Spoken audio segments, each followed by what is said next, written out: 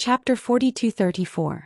When the people of the 5 clans learned that Kenshin had taken action, they were excited and filled with joy and anticipation. As for Martial Blood Prison and the God Kings and generals under him, their expressions changed drastically. Deep worry and anxiety appeared in their eyes. As God King experts, they obviously knew the power of the sword flashes and lightning pillars. It was not something that Divine Lord Realm soldiers could withstand. If they did not stop it or try to protect the soldiers, thousands of soldiers would be killed in the next moment.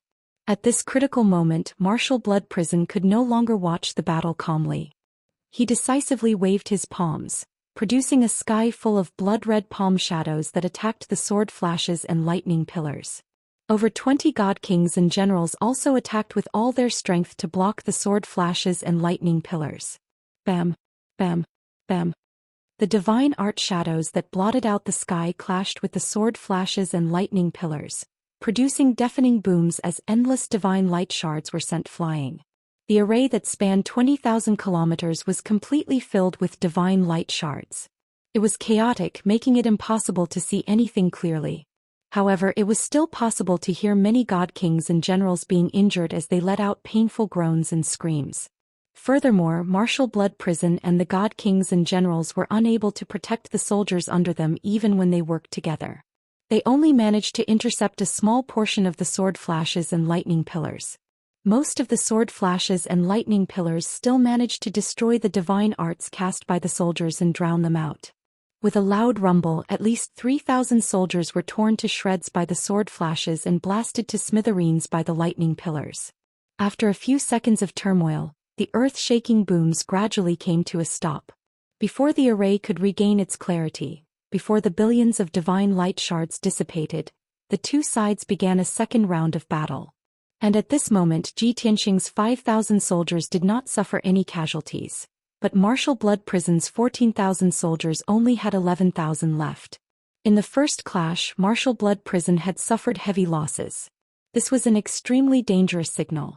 Not only did it fill the 11,000 soldiers with fear, it also worried Martial Blood Prison and the God Kings and generals. They realized that the array that spanned 20,000 kilometers was just too terrifying. It had completely exceeded their expectations. It was no wonder Song Hetao and the patriarchs of the other 4 clans were so confident and calm. However, no one could understand. Even if the 5 clans worked together, they could not set up such a powerful array. Could it be that there was someone else who set up the array? This thought circled around Martial Blood Prison's mind and it became more and more intense.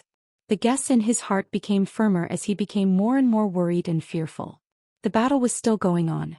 Zhou Xian remained invisible while controlling the formation to release divine power and various divine arts to attack the Blood Hell Marshal's army.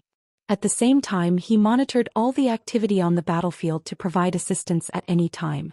The Blood Prison Marshal and the many God Kings and generals worked together to attack the God King experts of the 5 clans. The 5 clans God Kings with their numbers were forced to retreat. If it wasn't for Zhou Xian secretly helping them and stopping the Blood Prison Marshal and the other generals, they wouldn't have been able to hold on. Zhou Xian's 3,000 Pine Crane disciples and 2,000 captives also unleashed their full combat strength as they attacked the enemy with all their might. The 11,000 soldiers were already suppressed by the array's power and could not unleash much combat strength. They were also attacked by the array and 5,000 soldiers. They suffered greatly as their casualties rapidly increased. At such a dangerous moment, they hoped that Martial Blood Prison and the God Kings could help and protect them. Unfortunately, Martial Blood Prison, the God Kings, and the generals could barely fend for themselves. How could they have the strength to care about them? Under such circumstances, it was obvious what the outcome of the battle would be. The defeat of Martial Blood Prison's side was only a matter of time. Many people were aware of this, but the reactions of both sides were different. Zhou Xian's soldiers became braver as they fought. Their morale soared and they were in high spirits. This was especially so for the 4 clans' patriarchs and elders. This was the first time they were fighting alongside Kenshin. In the past, they had only heard of how powerful Kenshin was and how he was famous and awe-inspiring. Now that they had seen Kenshin's methods with their own eyes, they knew what it meant to be able to defeat 1,000,000 soldiers alone. They watched as Kenshin secretly attacked and casually cast spells. He beat up Martial Blood Prison and the God Kings until the sky was spinning and the earth was spinning and they were riddled with injuries. The 4 patriarchs were secretly excited and glad. They thought that if the situation continued to develop, it would not be long before Kenshin could take over Yudu and unify the entire Reincarnation Island. On the other side, the soldiers under Martial Blood Prison were suffering severe casualties as their numbers decreased sharply. The soldiers' morale continued to decline, and their fighting spirit became weaker and weaker. There were even many soldiers who kept retreating. It was a pity that the surrounding 20,000 miles were sealed by the array. No matter where they retreated, they could not escape the suppression of the array. They could not escape death in the end. Martial Blood Prison and the 20-odd God Kings and generals were burning with worry. They watched as the soldiers under their command dwindled, but they were anxious and helpless. Half an hour passed. The intense battle lasted for so long before it finally eased up. Out of the 5,000 soldiers under Zhou Xian, more than 300 were sacrificed, and more than 400 were severely injured. Those who were severely injured retreated from the array and went far away to recuperate. The 4,200 people who were still participating in the battle were also exhausted. Their divine power was severely depleted. However, the soldiers under Martial Blood Prison ended up in an even more miserable state. At this time, the number of soldiers in the army had been reduced to about 6,000. In the past hour, 5,000 soldiers had been killed. The grassland within 20,000 miles had long been reduced to ruins. Corpses and divine weapon fragments could be seen everywhere. In addition, 6 of the 9 divine warships had been destroyed. The remaining 3 were also riddled with injuries and were not far from collapsing. Martial Blood Prison was also riddled with injuries from Zhou Xian's attacks. He was covered in blood and looked very wretched. If it were anyone else, they would have thought that the power of the array had injured him to this extent. However, he knew that this was definitely not the doing of the array. There was a strong practitioner secretly casting spells to deal with him.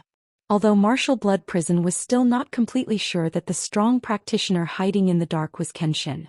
What he was certain of was that the strong practitioner was most likely a peak god king. This conclusion made his heart palpitate and anxious. Looking at the situation on the battlefield, he knew that this battle was bound to be lost. Hence, he no longer harbored any thoughts of getting lucky and decisively gave the order to break out. Of course, breaking out was also particular about method and strategy. The 6,000 soldiers continued to fight a bloody battle. He personally led more than a dozen god kings to crack the array first. Only by cracking open a gap in the array would they have a chance to escape. The moment Martial Blood Prison gave the order, those dozen god kings carried out the order without hesitation, following him to crack the array. Because those dozen god kings who were severely injured had long wanted to retreat. However, without Martial Blood Prison giving the order, they did not dare to retreat without permission. Chapter 42-35. Although the Blood Hell Marshal's every step was slow and steady, and his plans were very meticulous. Unfortunately, Zhou Xian was the overlord of this grand formation that covered an area of 20,000 kilometers. He was constantly monitoring everything that happened in the array. The Blood Hell Marshal and the dozen godly kings' actions naturally could not escape his sharp eyes.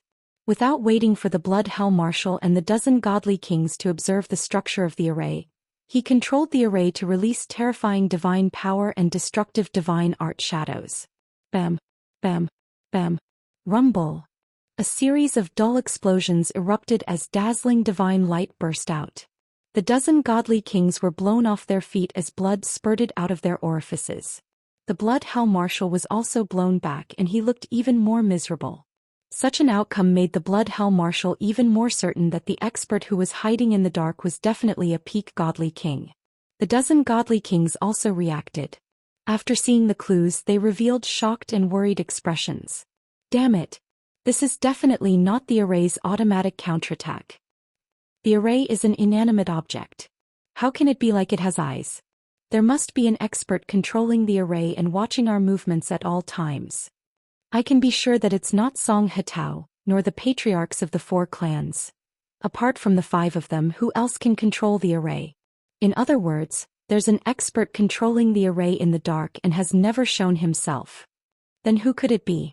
When everyone guessed this possibility, the same thought involuntarily flashed through their minds. Could it be Kenshin? Once they thought that this array was set up by Kenshin and that Kenshin was very likely to be in the array, hiding in the dark and staring at them with a cold smile and murderous intent. Everyone shuddered. After such a shock, everyone's morale dropped even further. They were already trembling with fear and worry. Next, the situation returned to how it was before. The soldiers under the Blood Hell Marshal retreated in defeat as the number of casualties continued to increase. The Blood Hell Marshal and the many godly kings and generals thought of ways to attack the array, but they were unable to break through and break out of the encirclement. On the other hand, the experts of the 5 clans continued to press forward. The 4,000 Pine Crane disciples and captives were also slowly shrinking their encirclement. As time passed, the number of soldiers under the Blood Hell Marshal's command dwindled.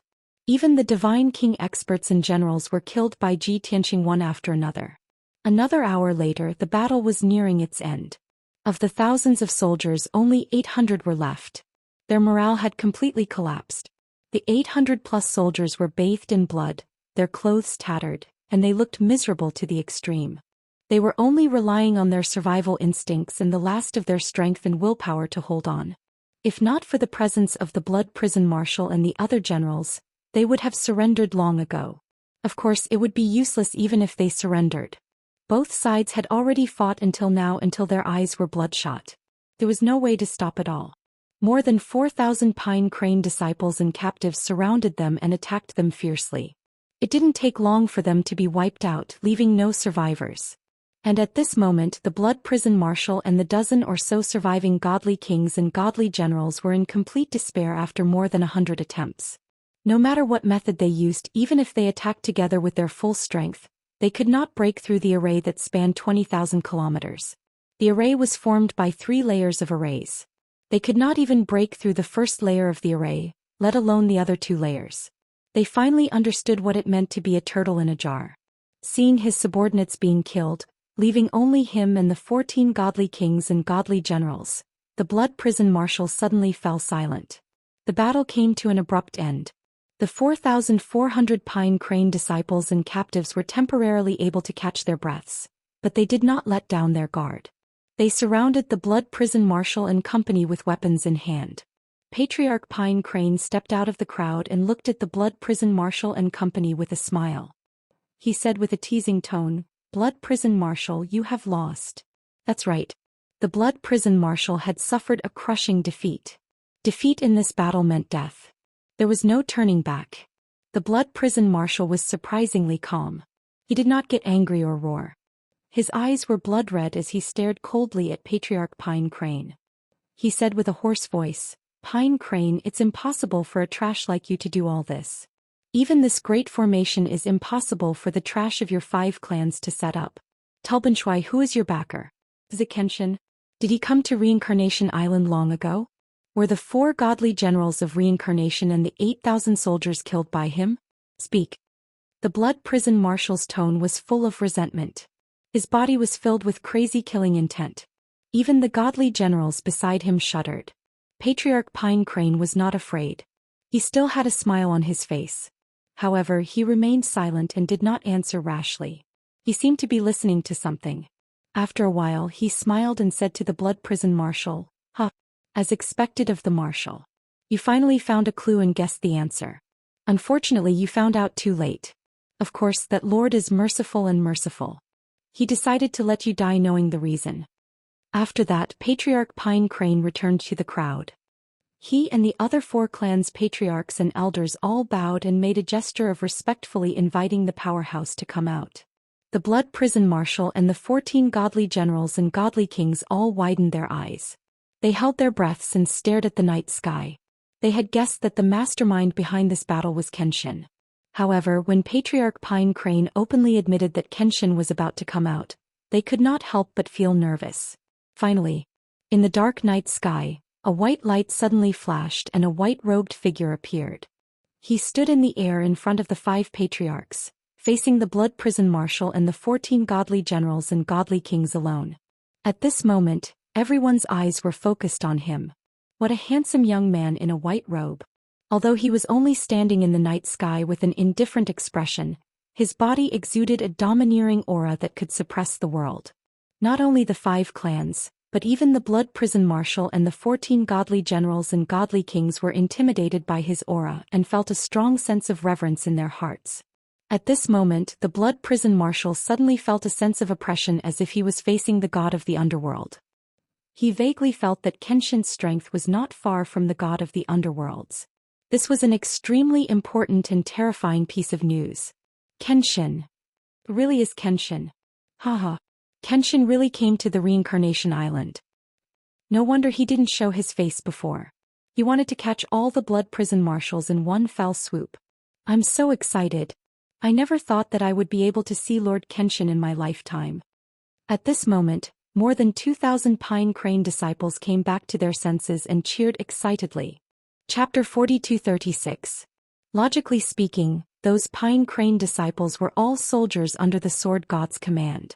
They shouldn't be so excited to see Kenshin appear. However, Kenshin had never shown his face in public since he came to Reincarnation Island. The only people who had seen his true face were the 5 clan leaders and elders, as well as the captives. However, they had been bound by the heavenly oath and had kept this a secret. The disciples of the Pine Crane race had been guessing whether the mysterious expert who was secretly helping the Pine Crane race was the Sword God. However, they had only guessed and hadn't been able to confirm it. Now that they saw Kenshin appear with their own eyes and confirmed their guesses, how could they not be overjoyed and excited?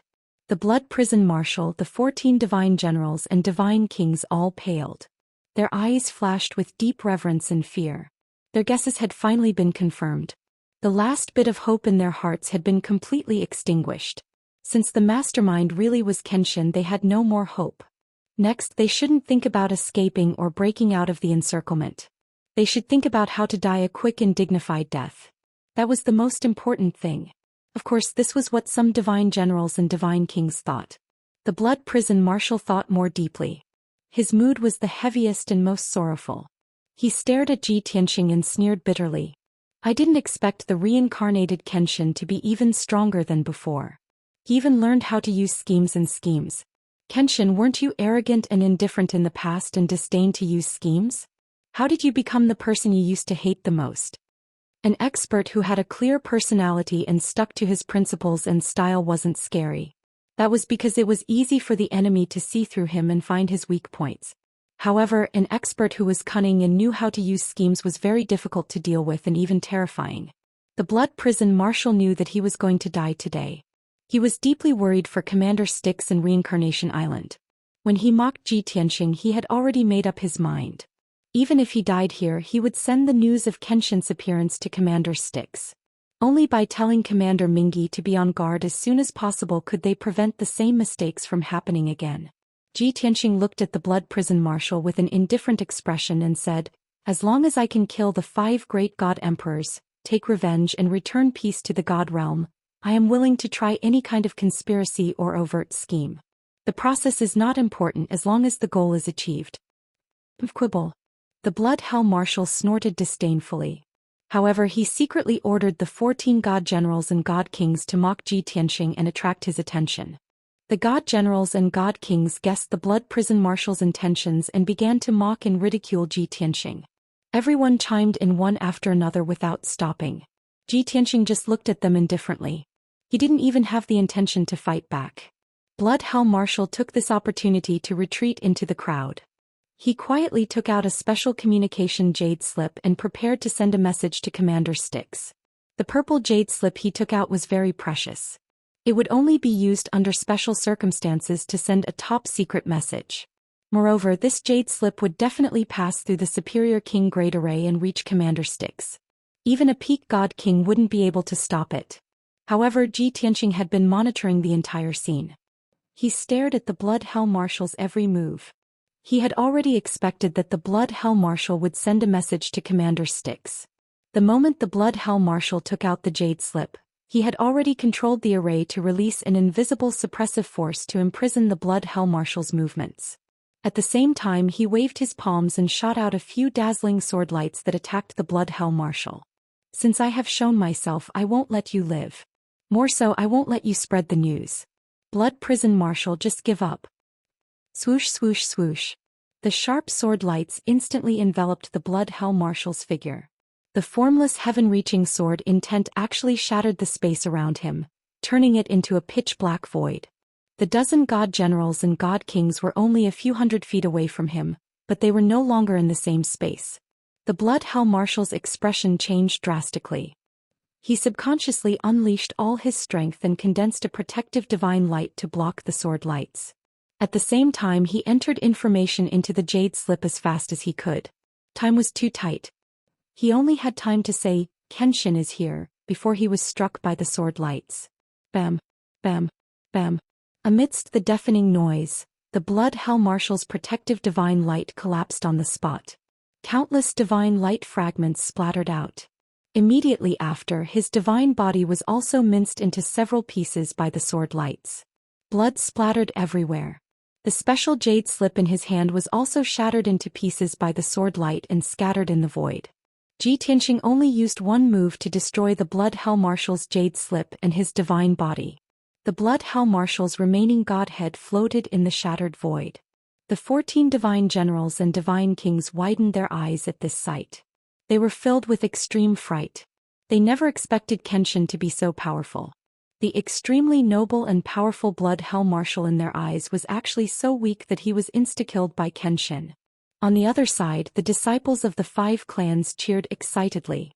They became even more excited and admired Kenshin even more. Whoosh! Xianxia shot out another sword light. It passed through the pitch-black void rift and accurately hit the Blood Hell Marshal's godhead. Crack! With a crisp explosion, the Blood Hell Marshal's godhead exploded into more than a dozen fragments. Xianxia waved his hand again and shot out a divine light. He captured the Blood Hell Marshal's godhead fragments and successfully kept them. Only then did the 14 god generals and god kings react. Everyone let out anxious exclamations and turned to flee as fast as they could. This was purely an instinctive reaction. Even though they knew that they could not escape the suppression of the array, they still wanted to get as far away from Xianxia as possible. Of course, these were all futile actions. Xianxia waved his hand again and shot out a few sword lights and dragon elephant divine fist at the few god generals. The patriarchs and elders of the 5 clans also let out battle cries and cast spells to surround and attack. Bam, bam, bam. Rumble. Dazzling divine arts lit up again.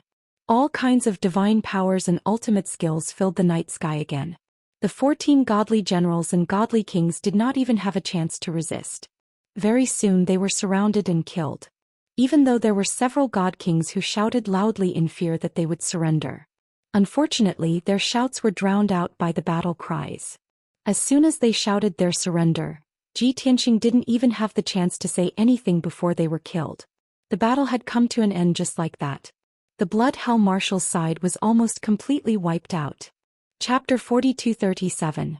The 18,000 troops brought by the Blood Prison Marshal as well as the 4,000 cannon fodders that were temporarily gathered, had basically all died in ancient Pine Grotto Heaven.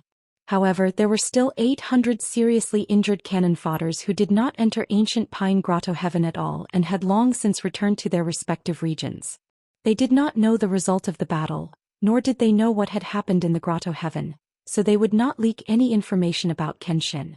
After the battle ended, the 4,000 Pine Crane disciples and captives all let out excited cheers.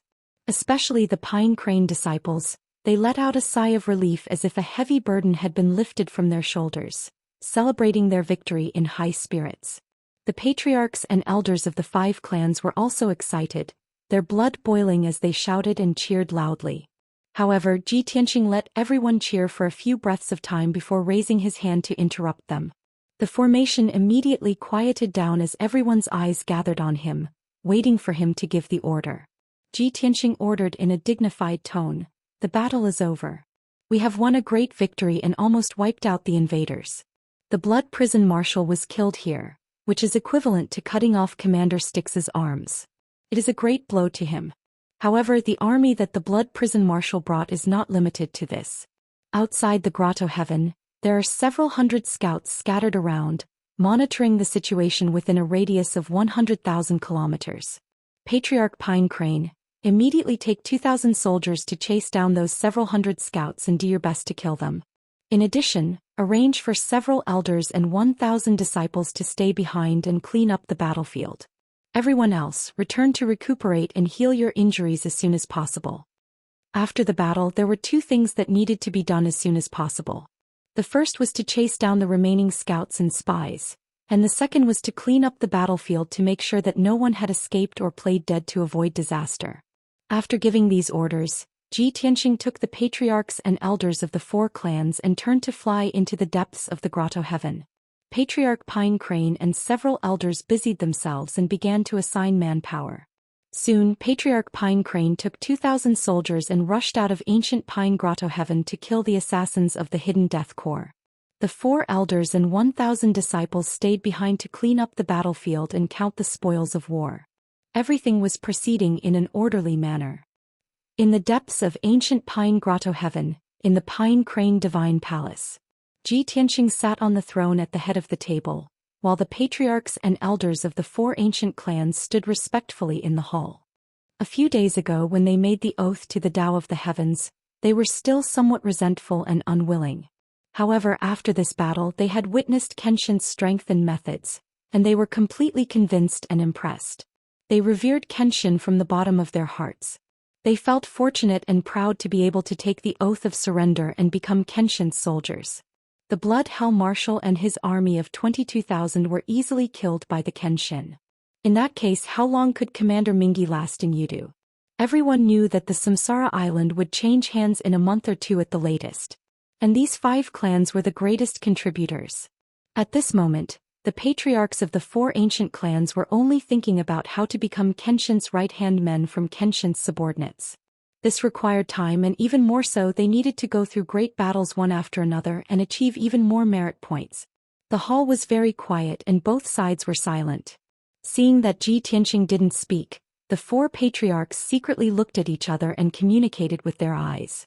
Thus, the Hidden Dragon Patriarch took 2 steps forward and bowed to Ji Tianxing, saying respectfully, "Lord Kenshin, we won the battle with fewer troops and annihilated the army led by the Blood Hell Marshal. It was all thanks to your divine strategy and supreme divine arts. It's a pity that for the sake of confidentiality, we can't reveal your whereabouts and news for the time being. However, we don't dare to be greedy for this merit, nor do we dare to be praised by the people of Samsara Island. We just want to gather the disciples of our clans as soon as possible and follow Lord Kenshin's orders to go to the battlefield to kill the enemy and achieve more merits." The Hidden Dragon Patriarch, who usually looked reckless, was actually very careful and even said such words in a roundabout way. Ji Tianxing laughed secretly in his heart. However, everyone knew what the Hidden Dragon Patriarch wanted to express. That was, the 4 ancient clans had completely submitted to Kenshin. Seeing that the Pine Crane clan had achieved great merits and made great sacrifices, they weren't willing to be defeated by the Pine Crane clan. Therefore, they wanted to immediately gather the disciples of their clans and listen to Kenshin's orders to go to the battlefield to kill the enemy and achieve more merits. Ji Tianxing was naturally happy that the 4 ancient clans had such thoughts and determination. In this way, the 5 ancient clans would all submit and the rebel alliance would be established. Taking down the Samsara Island would be just around the corner. He put on an act of encouraging the 4 patriarchs, and then officially issued an order for the 4 ancient clans to gather their people and quickly gather at ancient Pine Paradise. Hearing this order, the 4 patriarchs were excited but also a little disappointed. Kenshin wanted them to gather the disciples of their clans at ancient Pine Paradise. Didn't this mean that Kenshin wanted to make ancient Pine Paradise their headquarters? According to this development, when Kenshin unified the entire Samsara Island in the future, the Pine Crane clan would definitely be the biggest winner. Thinking of this, the 4 patriarchs were filled with worry and anxiety.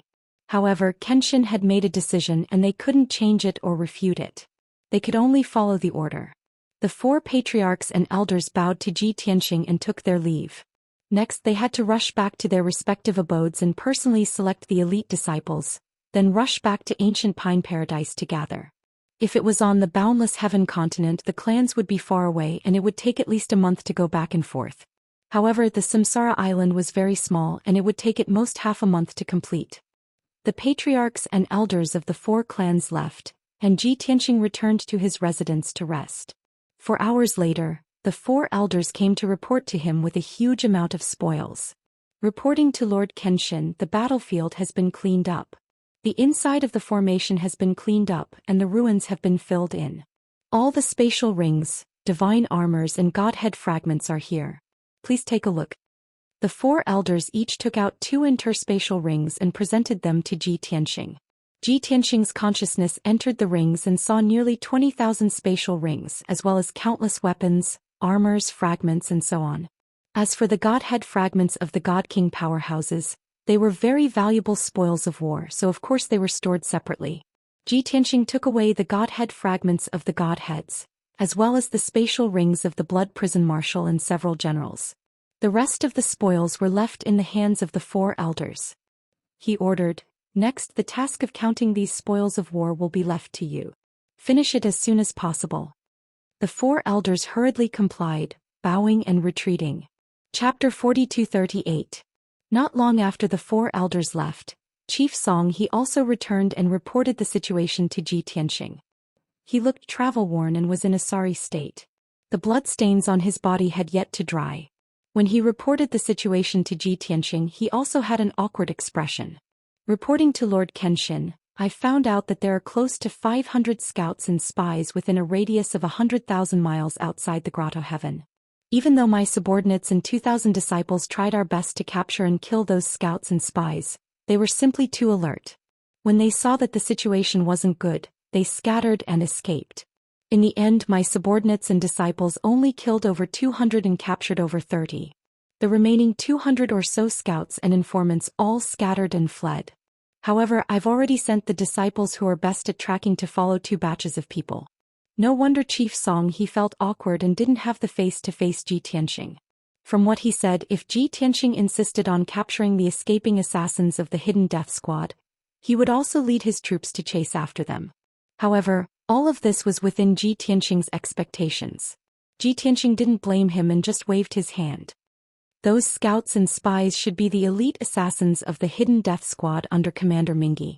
They don't participate in head-on battles and are best at hiding, assassinating and gathering information. Unless I make a move personally, none of you will be able to catch all of them in one fell swoop. Alright, you don't have to blame yourself. Quickly arrange for the disciples to rest and heal their injuries.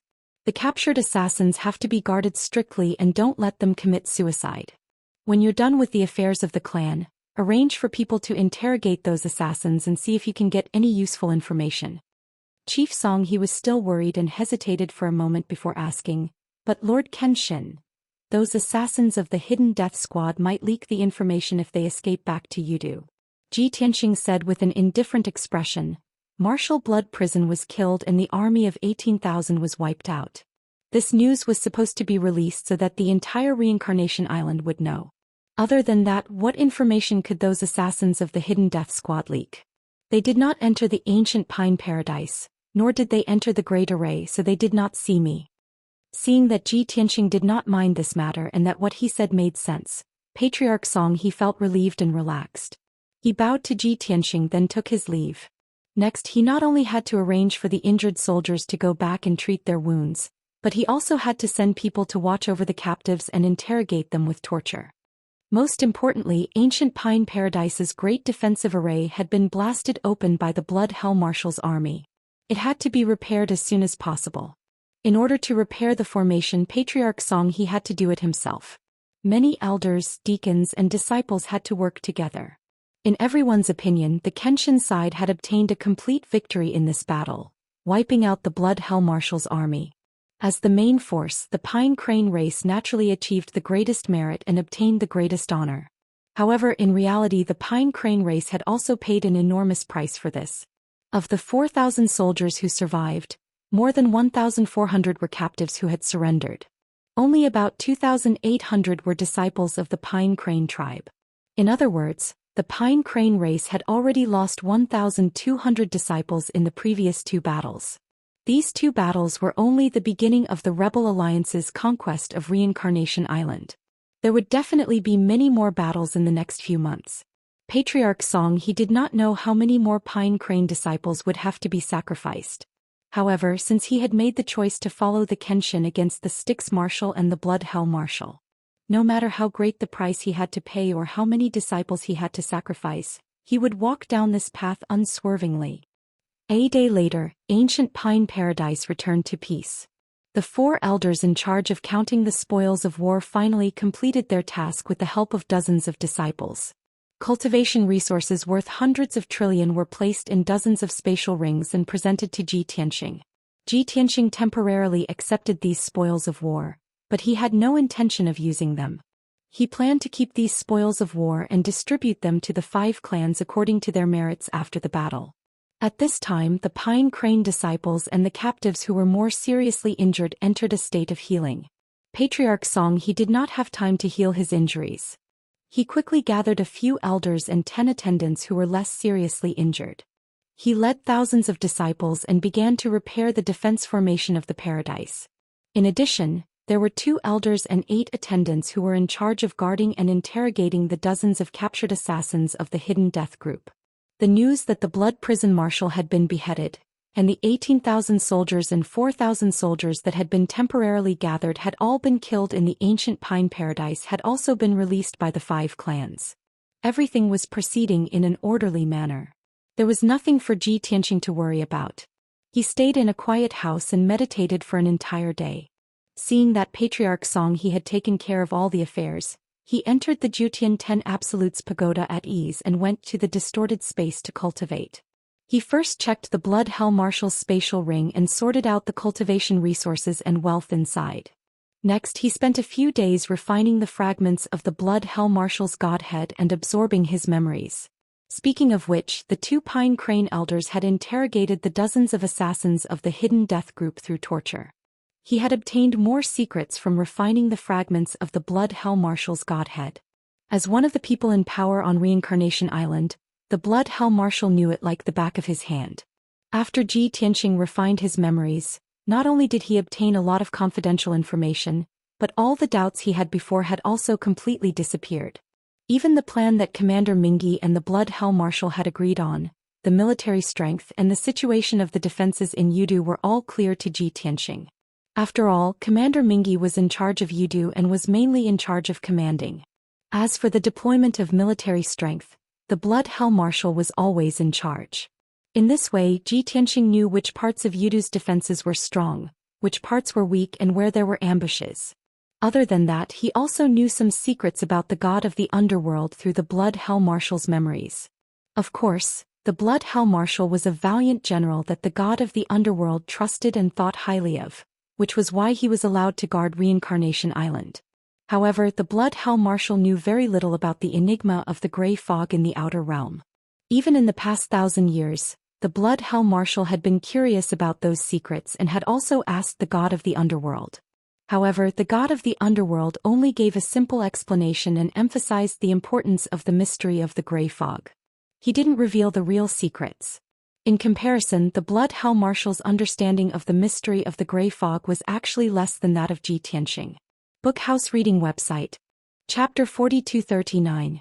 Although he didn't get the secret of the gray fog from the Blood Hell Marshal's soul memory. But Zhi Tianxing wasn't disappointed.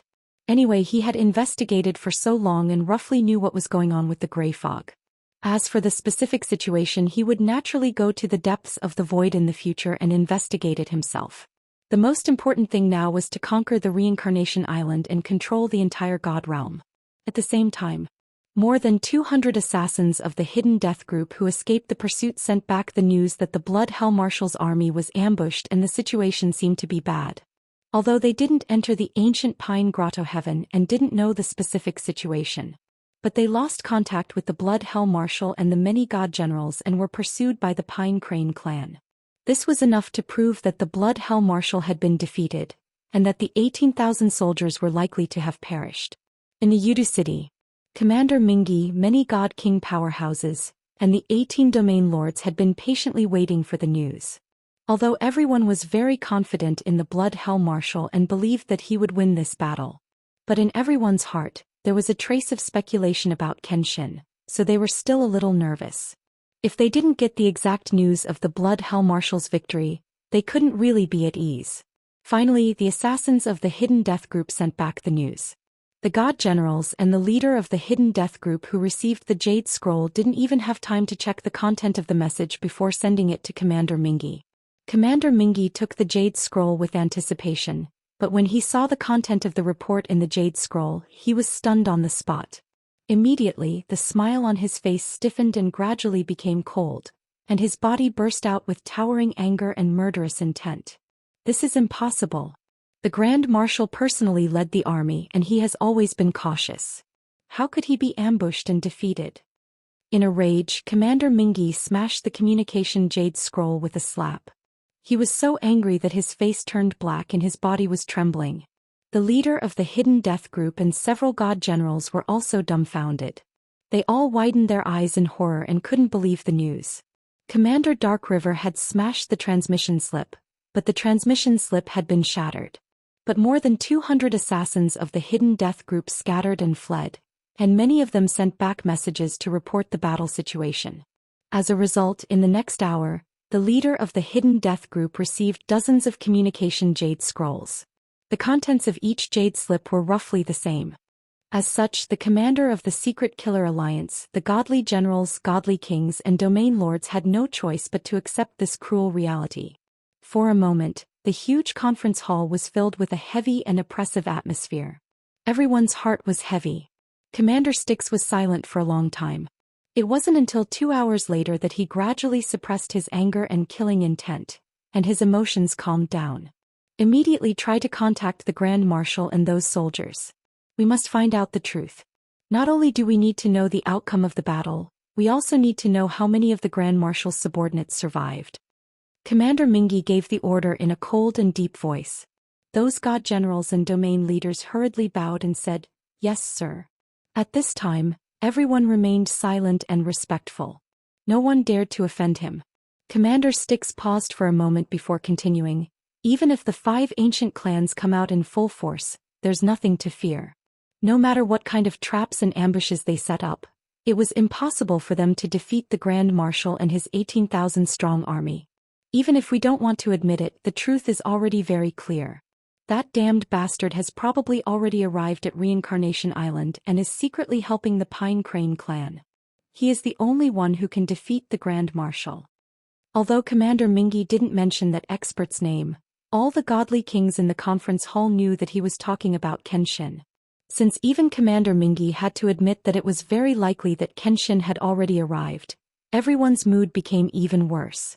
The same thought flashed through everyone's mind. Kenshin is here. It's over. What should we do? The Grand Marshal has already been defeated. How can we stop Kenshin? Commander Mingyi obviously had a headache over this problem as well, and he couldn't think of a solution.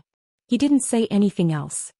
He only watched the godly kings and ordered them to keep this a secret so as to not affect the morale of the army.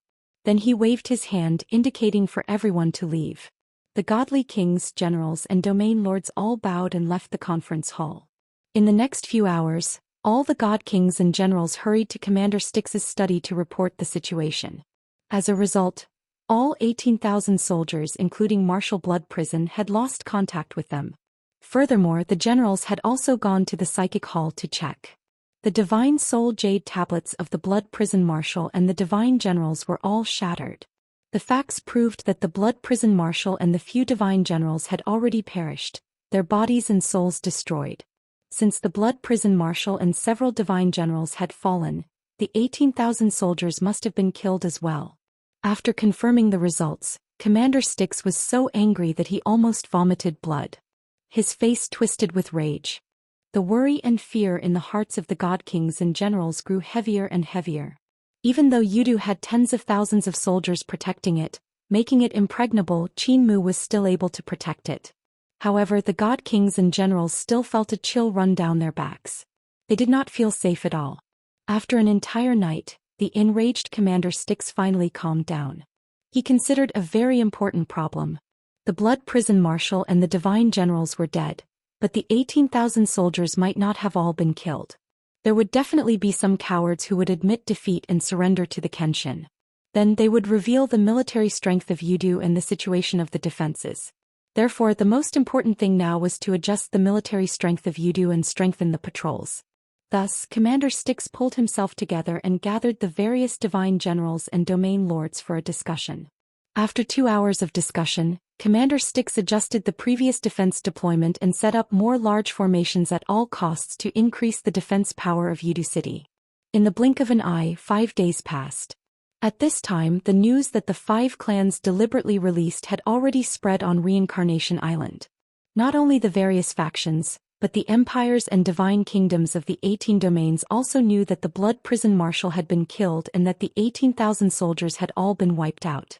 Even the hundreds of millions of common people knew about this. For a time, the 5 ancient clans led by the Pine Crane clan became the center of discussion. They were the heroes in the hearts of the common people. When they first heard the news, most people were in disbelief. They did not dare to believe that the 5 ancient clans could actually kill the Blood Prison Marshal and wipe out the army under his command. One had to know that on Reincarnation Island, Commander Styx was synonymous with hegemony, and the Blood Prison Marshal was equivalent to being invincible. It was truly shocking that the 5 ancient clans could create such a miracle. However, the various sources of information were very reliable. They described the cause of the matter very clearly, so people had to believe it. Therefore, after the common people confirmed the news, they fell into a frenzy of joy and excitement. Bookhouse Reading Website. Chapter 4240. Over the next few days, news of the Blood Prison Marshal's death and the annihilation of his army of 20,000 spread throughout Reincarnation Island. In the end, everyone knew about it and the streets and alleys were talking about it. The people cheered, excited, and felt that victory was near. It seemed that Reincarnation Island would soon regain its freedom. The empires and divine kingdoms of the 18 regions, as well as many other powers, were worried when they heard the news. They had to consider that one of the 2 rulers of Reincarnation Island had been killed, and the morale of the soldiers guarding Yudu was low. Looking at the current situation, Commander Mingi had no chance of winning, and his defeat was only a matter of time. After the 5 ancient clans took over Yudu, Reincarnation Island would definitely experience a violent upheaval. Not only would the rulers of the 18 regions change, but many other powers would also be purged. Especially the powers that had conflicts with the 5 ancient clans, they would be unable to eat or sleep in peace. Even the emperors of the empires and divine kingdoms were worried and anxious about their future. Furthermore, many divine kings felt that it was strange. How did the 5 ancient clans become so powerful? Even if they worked together, they could only gather 10,000 disciples. It was impossible for them to annihilate the Blood Prison Marshal's army of 20,000. Furthermore, the Blood Prison Marshal led the army himself, and more than 30 divine kings followed him. With just the god kings of the 5 ancient clans, it was impossible for them to defeat the Blood Hell Marshal, much less wipe him out. All of this was very strange and unbelievable. Some of the smarter divine kings couldn't help but guess that the 5 ancient clans had an expert helping them. If they wanted to know how powerful that expert was, it was definitely someone stronger than the Blood Prison Marshal. At this point in time, there seemed to be only one person who had the motive and was most likely to make a move. It was that world-famous Lord Kenshin whose might shook the god world. This conjecture raised the spirits of many experts. Their hearts were stirred up, but they also felt uneasy. Soon, rumors that Kenshin had come to Reincarnation Island and that Kenshin had killed the Blood Prison Marshal began to spread on Reincarnation Island. The rumors originated from the mouths of many forces and powerhouses, but they were very popular with the people of the Reincarnation Island and caused a great sensation. Therefore, 7 or 8 days later, the news of the Blood Hell Marshal and his 20,000 troops being annihilated finally died down. However, rumors about the Kenshin caused an uproar on the Reincarnation Island again. Hundreds of millions of people cheered and celebrated once again as they discussed this news intensely.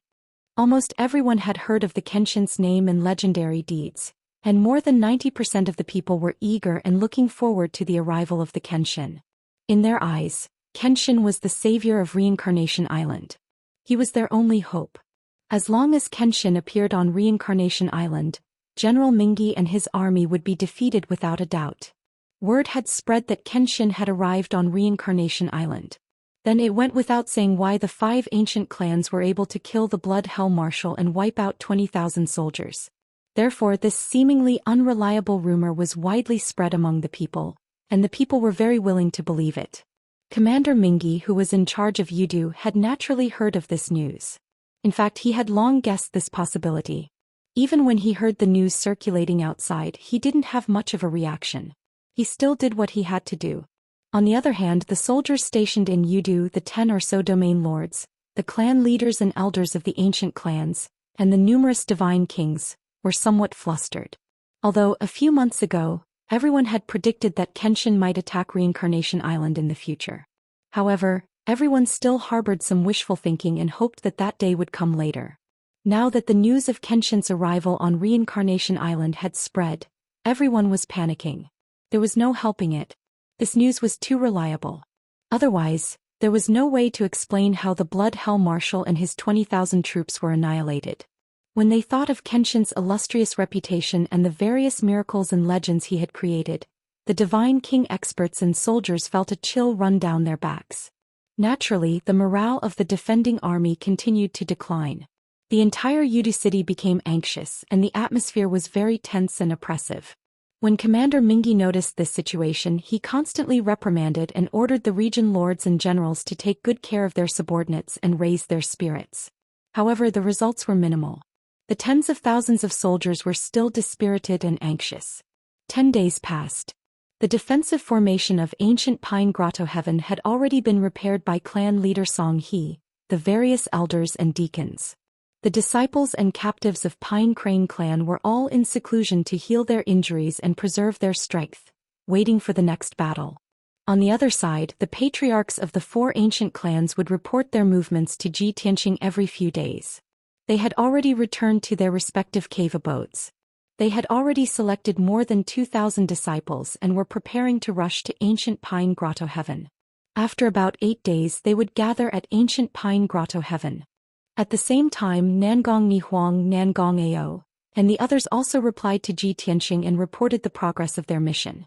A few days ago, not long after the battle ended, Ji Tianqing gave them an order and assigned them a mission. Ji Tianqing's next plan was to lead an army of more than 10,000 people from the 5 ancient clans to conquer the 18 regions one by one before finally attacking Reincarnation Island. However, before that he had to make the situation on Reincarnation Island more chaotic. At the same time, he had to put some pressure on the 18 domain lords stationed in Yudu. He asked Nangong Nihuang, Nangong Ao, Zhan Wudi, Lon Kai, and Yuchipo to use disguise techniques to sneak into the secret places of the various regions and use concealment and assassination methods to create chaos. If they could sneak into the domain lord's manor and assassinate some of the guards, that would be the best. In short, he had to make the various regions chaotic. The 18 domain lords stationed in Yudu would definitely be worried when they learned that their territories were in trouble. Perhaps they would not dare to leave Yudu because of Commander Mingi's authority and orders. However, there would definitely be animosity and conflict between them and Commander Mingi. In short, Ji Tianqing gave this mission to the 5 young god kings and let them do whatever they wanted. In the past 2 days he received replies from Nangong Ao and the others, and the results were surprisingly good. The 5 young god kings used various methods to create chaos in various regions. They even killed over a dozen generals and commanders. Nangong Ao was the boldest. He even sneaked into the domain lord's manor of a certain region and pretended to be the captain of the guards. Not only did he kill 2 generals, but he also destroyed the treasury of the domain lord's manor, causing chaos in the entire domain lord's manor. Thousands of guards who stayed behind to guard the manor attacked each other. It was very lively. In this way, several regions were in chaos. After the news spread, it quickly reached Yudu City. Chapter 42-41. The outstanding performance of the 5 young divine kings won Ji Tianqing's affirmation and praise. They enjoyed it very much and continued to wreak havoc in other regions as if they were tireless. Especially Nangong Ao, who was arrogant, bold, meticulous and crazy. He used all kinds of ingenious ideas and methods to wreak havoc in other domain chiefs' mansions. A few days later, riots broke out in a few more regions. 2 domain chiefs' mansions had internal strife. Just like that, half of Reincarnation Island became a mess. After the news spread, the people were also talking about it or gloating. They didn't know that someone was deliberately sabotaging. They only thought that the soldiers guarding the various domain chiefs' mansions were afraid of the Kenshin's authority and had differences and conflicts with each other. After the news spread to Yudu City, several domain chiefs' mansions were very anxious. Although their families and the elite forces under them were all in Yudu City, they were still in Yudu City. But those regions were their territories and the domain chiefs' mansions were their homes. The guards, soldiers and servants guarding the domain chief's mansions were also their most reliable servants. They were not abandoned. When they heard that the backyard was on fire and the guards and servants even attacked and fought each other, the domain chief's eyes turned red with anxiety. They sent message jade slips one after another, questioning the soldiers guarding the domain chief's mansions remotely about what had happened. However, the guards and soldiers were divided into several factions. They each had their own version of the story, doubted and attacked each other. It was a mess and no one could explain it clearly. Even when the domain chief ordered them to reconcile and guard the domain chief's mansions, no one obeyed him. In fact, 2 of the guards and soldiers left behind to guard the domain chief's mansions had even defected. The domain chief's remote command and mediation were useless. They were so anxious that they had no choice but to go to Commander Mingi. They wanted to ask Commander Mingi to allow them to return to the domain chief's mansions and settle the internal strife in person. However, the result was no surprise that they were rejected. They were even scolded by Commander Mingi. Commander Mingi saw it clearly. He said that the 5 ancient clans deliberately sent people to cause trouble to force them to return to their respective territories.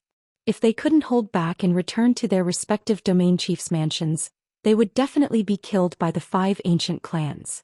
Commander Mingi was right. This was indeed part of Ji Tianxing's plan. If any domain chief left Yudu and rushed back to his domain chief's mansions, Ji Tianxing would definitely rush over and subdue him. Commander Mingi also wanted to scare the domain chief, so he said subdue him instead of kill. As expected, those territorial lords were intimidated. Since it was more important to save their own lives, they naturally did not dare to return to the territorial lord's manor. However, they were unwilling to accept this and asked Commander Mingi what should they do. Were they supposed to watch the guards and soldiers who stayed behind to guard the domain chief's manor fight among themselves, then betray and kill each other? If that was the case, the entire domain chief's manor would be in chaos. Wouldn't it collapse on its own? Commander Mingi did not answer the question directly. Instead, he avoided the topic and patiently tried to enlighten the domain masters. In short, what he wanted to express was that he wanted the few domain lords to guard Yudu City with peace of mind and prioritize Yudu City. As for their domain chief's manor and territories, they could only give up on them for the time being. After all, Yudu City had to be protected. As long as they won, the territories of the various region lords would still be there. If Yudu City fell and they were defeated, all 18 regions would fall. There was no chance for them to survive. The domain lords weren't fools. They quickly figured out the logic and understood Commander Mingi's intentions. Even though they felt uncomfortable, there was nothing they could do. They could only obey Commander Mingi's orders and stay in Yudu City obediently. As for the chaos in their own territories and the domain chief's manor, they were powerless to stop it and could only let it happen. In the blink of an eye, another 10 days passed. 20 days had passed since the Blood Prison Marshal and his army of 20,000 had been wiped out. The Reincarnation Island was still bustling with noise and excitement. Hundreds of millions of people were still discussing all kinds of news. Nangong Nihuang, Nangong Ao, and the others were still running around the various domains, trying their best to cause chaos and destruction, trying to make the 18 domains fall into chaos. The patriarchs and elders of the 4 ancient clans also brought their carefully selected elite disciples to gather at ancient Pine Grotto Heaven. The 4 patriarchs had contacted each other and discussed in private. The number of disciples that each patriarch would select was around 2,500. The total number of disciples of the 4 ancient clans was exactly 10,000. By doing this, they could show the 4 ancient clans' support for the Kenshin and their determination to follow the Kenshin into battle. They could also leave thousands of clansmen behind to have enough strength to protect the grotto mansions and homes of the various clans. After all, after the 4 patriarchs left with their elite forces, the grotto mansions of the 4 ancient clans were closed one after another. The clansmen who stayed behind no longer went in and out. Relying on the defensive formation of the grotto heaven, they were not afraid of being invaded. Unless Commander Mingi led an army to attack, no one could break through. Early in the morning, the patriarchs and elders of the 5 ancient clans gathered in the conference hall. Ji Tianxing sat on the throne at the head of the table and listened to the reports of various intelligence. He was quite satisfied with the efficiency and determination of the 4 ancient clans. After reporting the news, the patriarchs of the 4 ancient clans all asked Ji Tianxing to go to war. They couldn't wait to participate in the battle and make a name for themselves. Therefore Xianxia said to everyone, "The time is ripe. Our military strength is sufficient, and the public opinion and reputation of the people have also reached the peak. Now is the time when our rebel alliance's reputation is at its peak. Of course, it is the best time to go to war. Patriarch Pine Crane, choose 1,000 disciples today and prepare to follow the army." Since the 4 ancient clans had sent out 2,500 people, the Pine Crane race naturally had to send out the same number of people.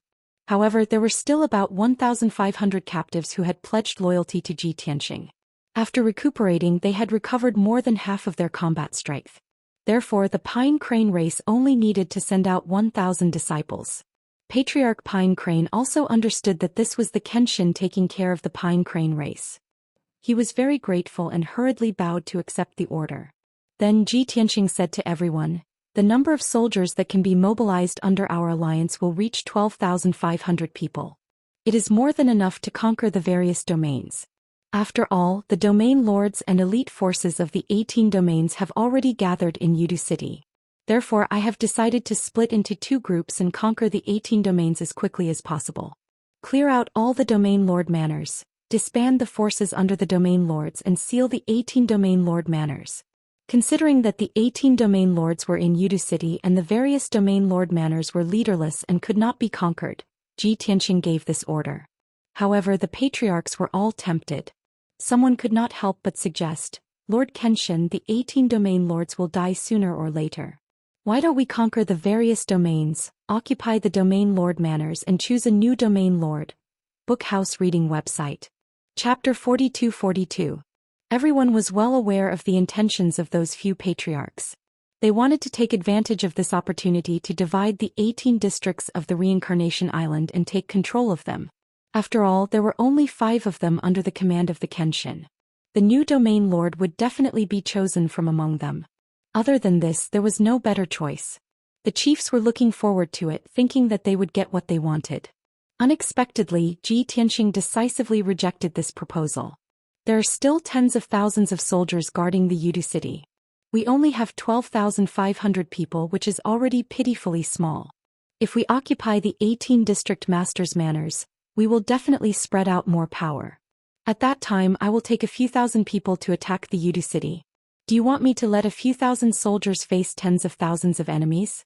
The war has just begun and the outcome is still unknown. Please put away your little thoughts." Xianxia didn't give any face to the patriarchs and directly exposed their thoughts. Immediately, the patriarchs' faces were filled with awkwardness as they retreated with embarrassed smiles. Next, Xianxia announced the decision to divide the troops. He would personally lead an army to surround the 9 regions around Yudu City, conquering and clearing them one by one. This army was composed of the Hidden Dragon tribe of the Yinlong domain and the Kuei tribe of the Kuei Mountain domain, totaling 5,000 people. The other army was led by Pine Crane tribe, Quicksand tribe and Fong tribe.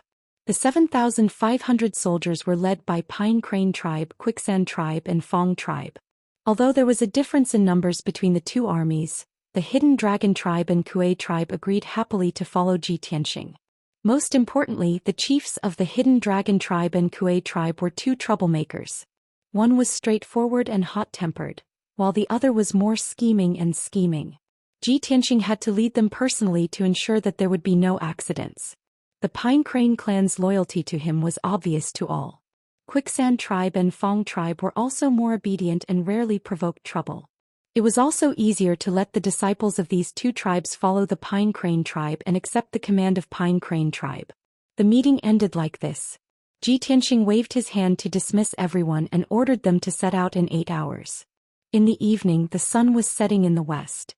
The 12,500 soldiers of the 5 clans rode on 5 different divine ships and sailed out of ancient Pine Grotto in a grandiose manner. White Dragon steered the god-slaying battleship, carrying Xianxia, and led the battleships of the Hidden Dragon clan and the Kuei clan towards the north at lightning speed.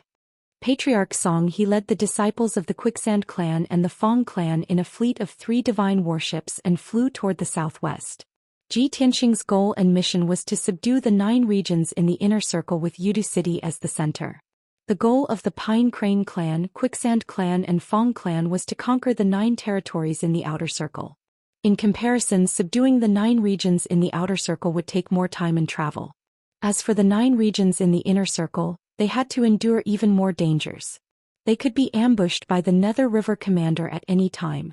Several hours later, the fleet led by Patriarch Song He arrived at their first target, the Domain Chief's Manor in the Cypress Pine region. For 1,000 years, Patriarch Song He was known as a stubborn old man who refused to yield to the Nether River commander. The domain chief of the Cypress Pine region was the lackey and loyal servant of the Nether River commander. Therefore, the relationship between the Pine Crane clan and the Cypress Pine region commander was very strained. There were often conflicts and disputes. Countless times, the disciples of the Pine Crane clan had dreamed of trampling the domain chief's manor and killing the Cypress Pine region commander. Now their wish had finally come true.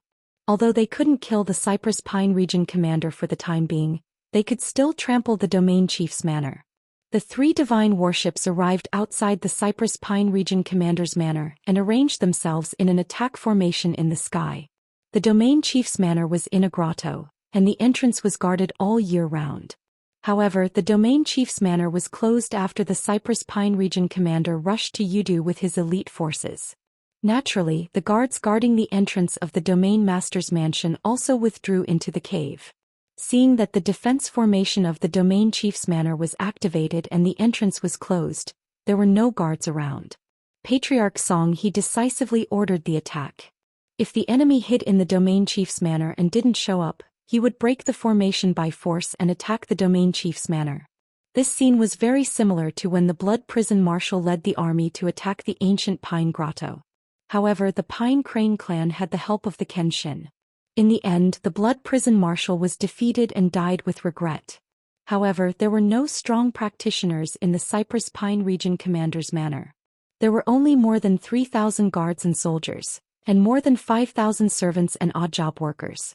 The 7,500 disciples of the Pine Crane clan, the Quicksand clan, and the Fong clan formed 3 battle formations and attacked continuously for 2 days. The 3 warships also joined the battle and spent billions of resources to bombard the entrance of the grotto. Even though the guards and soldiers who stayed behind to guard the domain chief's manor desperately resisted and defended with all their might. However, after 2 days, the defense formation of the grotto was still breached. Patriarch Song He led more than 7,000 soldiers into the domain chief's manor with murderous intent and started a massacre.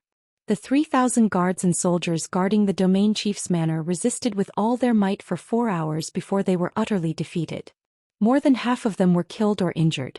The survivors surrendered one after another, and thousands of servants and odd job workers fled in panic. Patriarch Song He followed Ji Tianxing's decree and orders and did not kill the surrendered guards and servants. He took out a jade slip in front of everyone and showed the captives a simple pledge of surrender, forcing them to read it out loud. The pledge was only a little more than 100 words. The general idea was that the captives would no longer fight against the Kenshin and the forces under their command. They would immediately leave the domain chief's manor and stop helping the tyrants. If the captives could abide by the pledge, they would be safe. However, if they dared to do anything that endangered the Kenshin or disobeyed the Kenshin's decree, they would be punished by the heavens and die. The heavenly oath was very simple and clear. It was not harsh. Most importantly, the oath did not require the captives to become Kenshin's soldiers and go to the battlefield to kill the enemy. Therefore, more than 1,000 guards and soldiers and more than 5,000 servants and odd job workers all recited the heavenly oath. After the pledge was made, Patriarch Song He dismissed the soldiers and servants and ordered them to go their separate ways. They were not to fight against the Kenshin anymore. Those guards, soldiers and servants had barely survived the ordeal. Naturally, they hurriedly fled from the domain chief's manor and went back to their own homes to look for their mothers. No one risked being struck by the heavenly lightning and rushed to Yudu City to look for their domain chief. They only hoped to be as far away from the disaster as possible so that they would not be implicated. Half a day later, the Pine Cypress domain chief's manor was emptied. All the wealth and resources were confiscated. Patriarch Song He then led the soldiers to seal the entrance of the grotto heaven with array formation skills. After that, he led the fleet to the next area. Chapter 42-43. The army led by Patriarch Pine Crane had a smooth journey, and they advanced triumphantly. Ji Tianxing led the Hidden Dragon tribe and the Kuei tribe to their first target. The domain chief's manor was also closed. 4,000 guards, 5,000 servants and odd job workers stayed in the manor, living in fear every day. It only took Ji Tianxing 15 minutes to break through the domain chief's mansion's defensive formation. Then it took him another 2 hours to break the king-level upper-grade formation, creating a huge gap in it. Even though the guards in the manor noticed something was wrong and came to stop them in time, they couldn't do anything. However, they were unable to stop the 5,000-strong army that was brimming with killing intent. As soon as they came face to face, they were beaten to a pulp and fled in all directions. In the end, the remaining guards, servants and odd job workers were surrounded by Ji Tianxing and his army. Ji Tianxing didn't hide anymore. He showed up in the open, frightening the guards and servants.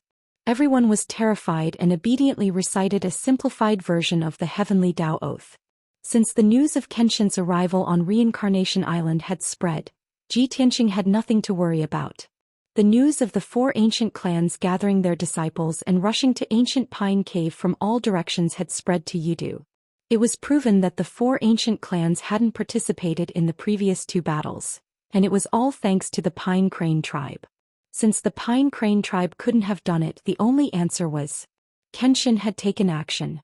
The people on Reincarnation Island believed that Kenshin had come. Commander Mingi and his soldiers also had enough evidence to prove that Kenshin had taken action. Since the truth was out, Ji Tianxing didn't have to hide his whereabouts anymore. What he needed to do was to conquer the 18 districts as soon as possible and then attack Yudu City. Soon, the guards and servants who had recited the Heavenly Dao Oath were chased out of the manor. After the army collected the spoils of war, Ji Tianxing cast a spell and sealed the entrance of the manor. After the first target was taken care of, Ji Tianxing led the army to the next district. In just 2 days, the news spread all over the Reincarnation Island. Everyone knew that the 5 ancient clans were loyal to the Kenshin and formed the rebel alliance. There were more than 12,000 soldiers in total. These soldiers were divided into 2 groups and were conquering various regions. So far, 2 of the domain chief's mansions had been sealed. The guards and servants guarding the domain chief's manor were all driven out and dismissed. After the news spread, millions of people cheered in joy, extremely excited and moved. They were excited not only because the news of Kenshin's arrival on Reincarnation Island was confirmed. More importantly, the Sword God had finally led his troops into battle and began to subdue the various regions. Even though the 18 Zone Lords were hiding in Yudu City and Kenshin was temporarily unable to subdue them, he couldn't order them to restore the freedom of the people. But the people knew that they were not far from freedom and liberation. The 18 Zone Lords were not there, and the defense of the domain chief's manor was also very weak. It was impossible for them to resist the army under Kenshin. The commoners were looking forward to it. In at most 2 months, Sword God would be able to lead his army to attack Yudu City. On the other side, Commander Mingi and many soldiers in Yudu City also received the news. Commander Mingi was, of course, full of anger, anxiety and worry. The morale of the tens of thousands of soldiers was even lower and they were quite flustered. Countless people were discussing this matter and they were somewhat at a loss. This time, no matter how strict Commander Mingi's orders were, the soldiers were not allowed to talk or run away, but it was useless. Not only were the ordinary soldiers on tenterhooks, but many of the generals were also burning with anxiety. The entire Yudu City was filled with a heavy, oppressive and desperate atmosphere. It seemed that the morale would collapse and chaos would occur even before the arrival of the Kenshin army. Time passed day after day. One district after another was conquered by the 2 armies of the Rebel Alliance. The Rebel Alliance also cleared the guards and servants of the various domain chiefs' manors, and then sealed the entrances and exits. As for the guards and servants of the domain chief's manor who were dismissed, they were forced to swear an oath to the Heavenly Dao that they would not fight against the Rebel Alliance again, let alone endanger the interests of the Kenshin. Although there were very few guards and servants who were very loyal to their masters. After being chased out of the domain chief's manor, they rushed to Yudu to seek refuge with their masters or inform them. However, without exception, these people were all reduced to ashes by the divine lightning that descended from the sky. Not even dregs were left. More than 20 examples in a row repeatedly proved the existence of the oath to the Heavenly Dao, and the results were very terrifying. As a result, Those guards and servants who had been dismissed no longer dared to violate their oaths. Of course, many people discovered that they would not violate the heavenly punishment if they revealed the news of the domain chief's manor being attacked and sealed, and spread the name and power of the Kenshin among the people. Therefore, the news of the various domain chiefs' manors falling one after another continued to spread. The name of the Kenshin, its powerful strength and methods were also spread more and more loudly. A month had passed. The army led by Ji Tianxing successively conquered 7 regions. Although the army led by him had been circling around Yudu, they had not encountered any powerful interceptions or ambushes. Commander Mingyi and his tens of thousands of soldiers were determined to defend Yudu to the death and did not take the initiative to attack at all. The army led by Patriarch Song He successively conquered 6 regions. More than half of Reincarnation Island was controlled by the Rebel Alliance. The domain chiefs' manors of the 13 regions were cleared. Many emperors of the empires were trembling in fear, afraid that they would be wiped out by the Rebel Alliance's army. Fortunately, the 2 armies of the Rebel Alliance only cleared and sealed the various domain chiefs' manors and did not harm the innocent. The emperors and people of the empires were only in awe of the Kenshin. They did not fear or hate them. They also had the mentality of a bystander looking forward to what would happen next. 40 days later, the army led by Ji Tianxing conquered and sealed the domain chiefs' manors of 2 more regions, being the first to complete the mission. 50 days later, the army led by Patriarch Song He also completed the mission. So far, the 18 regions of Reincarnation Island had all been conquered by the Rebel Alliance. Everyone knew that the Rebel Alliance's army was about to encircle and attack Yudu City. The final battle was coming and the outcome would soon be decided. Would Kenshin flatten Yudu and take control of the entire Reincarnation Island? Or would Mingyi lead a desperate counterattack, turn defeat into victory, and regain the hegemony of the Reincarnation Island? Of course, countless people and forces did not know that the incarnation of the god of the underworld had long been destroyed by Ji Tianxing in the void. Many people were still worried about Kenshin, afraid that the incarnation of the god of the underworld would come back to support Commander Mingyi. At that time, if Kenshin could not defeat the incarnation of the god of the underworld, all his efforts would be in vain. Bookhouse Reading Website. Chapter 42-44. Ji Tianxing led the Hidden Dragon tribe and the Kuei tribe to the south gate of Yudu City after sealing the 9 regions in the inner circle. However, the 3 divine warships stopped 200,000 miles away from the southern city gate, resting and waiting quietly. Yudu City wasn't big, but it was surrounded by the river of black water. It was also surrounded by poisonous fog. Over the past half a year, Commander Mingyi and the Blood Hell Marshal had thought of all sorts of ways to strengthen the defenses of Yudu City. On top of the Black River and poisonous fog, Commander Mingyi had also mobilized tens of thousands of soldiers to set up 6 layers of formations and thousands of traps outside the city. The city walls of Yudu City, which were 1,000 feet tall, had also closed all the entrances and exits. They were heavily guarded and there was a sentry every 5 and 10 steps. The city protecting formation and the 6 layers of heaven and earth formation outside the city were constantly in operation, and huge amounts of cultivation resources were expended every day. However, Commander Mingyi had been in charge of Reincarnation Island for close to 1,000 years, and he had plundered countless cultivation resources. No matter how much energy was expended to maintain the defenses of Yudu City, the cultivation resources stored in the treasury were enough to last for more than 100 years. When the news of the Domain Lord Manor of the 18 regions being attacked and sealed by the Rebel Alliance reached Yudu City, Commander Mingyi knew that the time to decide his fate had arrived. He gathered the 18 domain lords, generals and god kings for a meeting in the middle of the night. He told everyone to be on their guard and be prepared for battle. Even though the domain lords, generals and god kings were terrified, and the morale of the tens of thousands of soldiers was low. However, they knew that the Kenshin and the Rebel Alliance wouldn't let them off just because of their passive attitude. When the Kenshin led the Rebel Alliance to attack Yudu City, they would be the first to be killed. Therefore, the domain lords, generals and god kings pulled themselves together and showed their most resolute determination to command the soldiers to resist to the end. 2 hours later, Commander Mingyi's decree was passed to the army, and tens of thousands of soldiers knew about it. No matter how lazy and passive the 50,000 soldiers were, they had to pull themselves together and be on full alert in order to protect their lives. The tens of thousands of soldiers were tense, and they unleashed the defenses of Yudu City to the extreme. However, after waiting for 2 whole days, there was still no sign of the Kenshin and Rebel Alliance's army. They immediately felt a strong sense of defeat. For 2 consecutive days, their nerves were stretched taut and they were highly focused. This caused the soldiers to feel mentally exhausted. As for the Kenshin and the Rebel Alliance's army, there was still no news. They did not know how long they would have to wait. The soldiers could not hold on any longer and complained to their generals.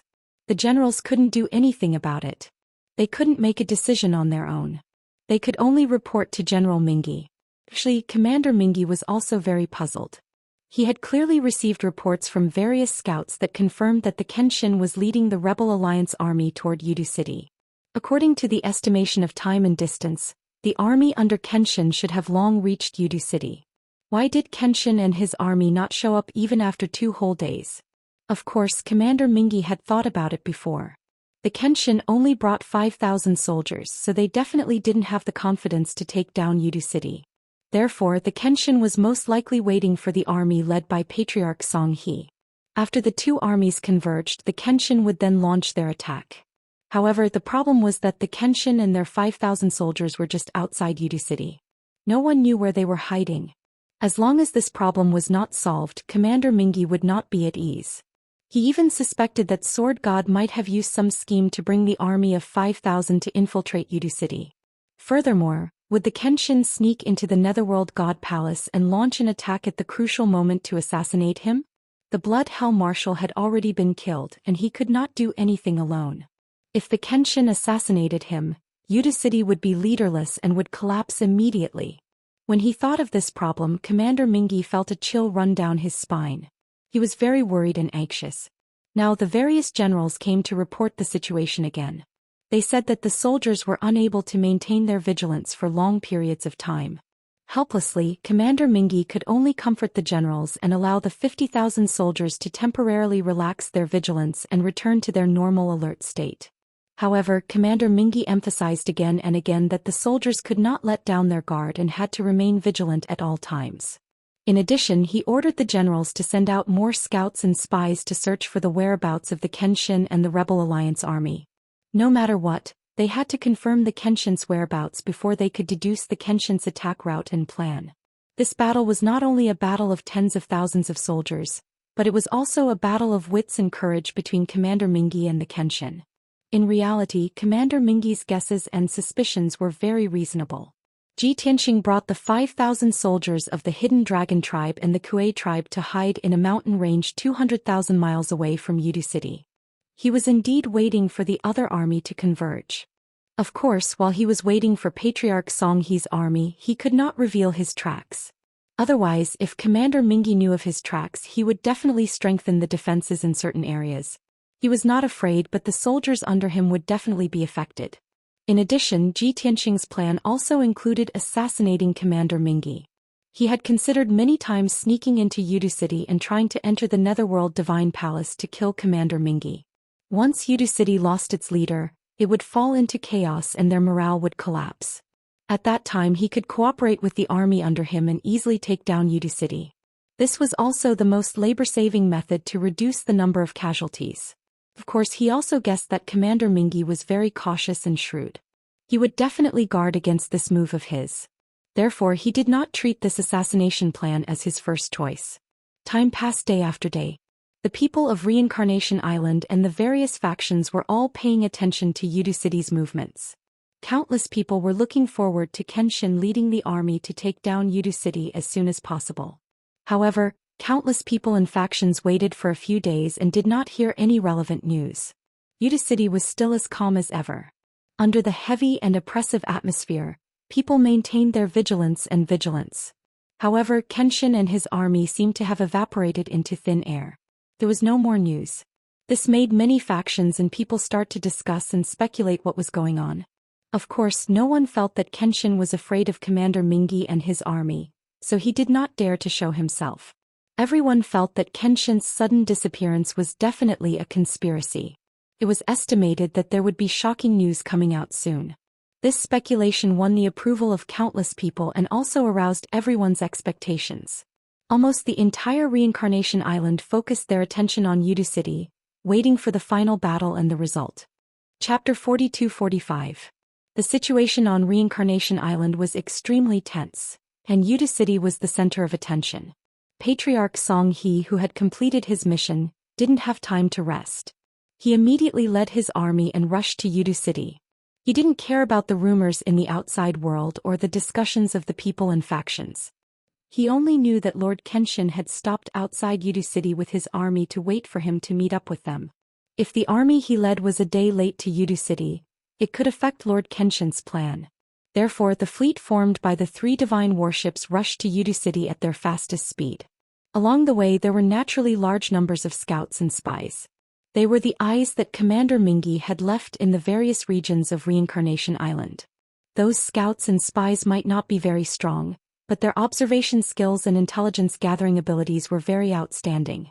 When Commander Mingi gathered the soldiers back to defend Yudu, he didn't recall those scouts and spies. He left them in the various regions so that they could gather intelligence. Therefore, when the scouts and spies in the various regions discovered Patriarch Song He's tracks, they hurriedly reported to Commander Mingi. When Commander Mingi knew the tracks of Patriarch Song He and the 7,500 soldiers, he estimated how long it would take for them to reach Yudu City. Everyone knew that after these 7,500 soldiers met up with Kenshin, Kenshin would definitely attack Yudu City. In other words, when Patriarch Song He's army reached Yudu City, the decisive battle would begin. 5 days.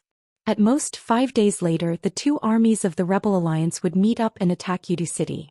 This was the result of Commander Mingi's estimation. He gathered the 18 region lords, the numerous generals and the divine kings and told them the answer. At the same time, he mobilized the strong practitioners before the battle again. Everyone still had 5 days left to rest and recuperate and conserve their energy. 5 days later, it would be the time to fight with their lives to protect Yudu City. If they won, he would reward all the soldiers with the most generous rewards. If they were defeated, he would face death along with all the other soldiers. The numerous divine kings felt Commander Mingi's determination and were touched. They all expressed their determination and attitude, swearing to live and die with Yudu City.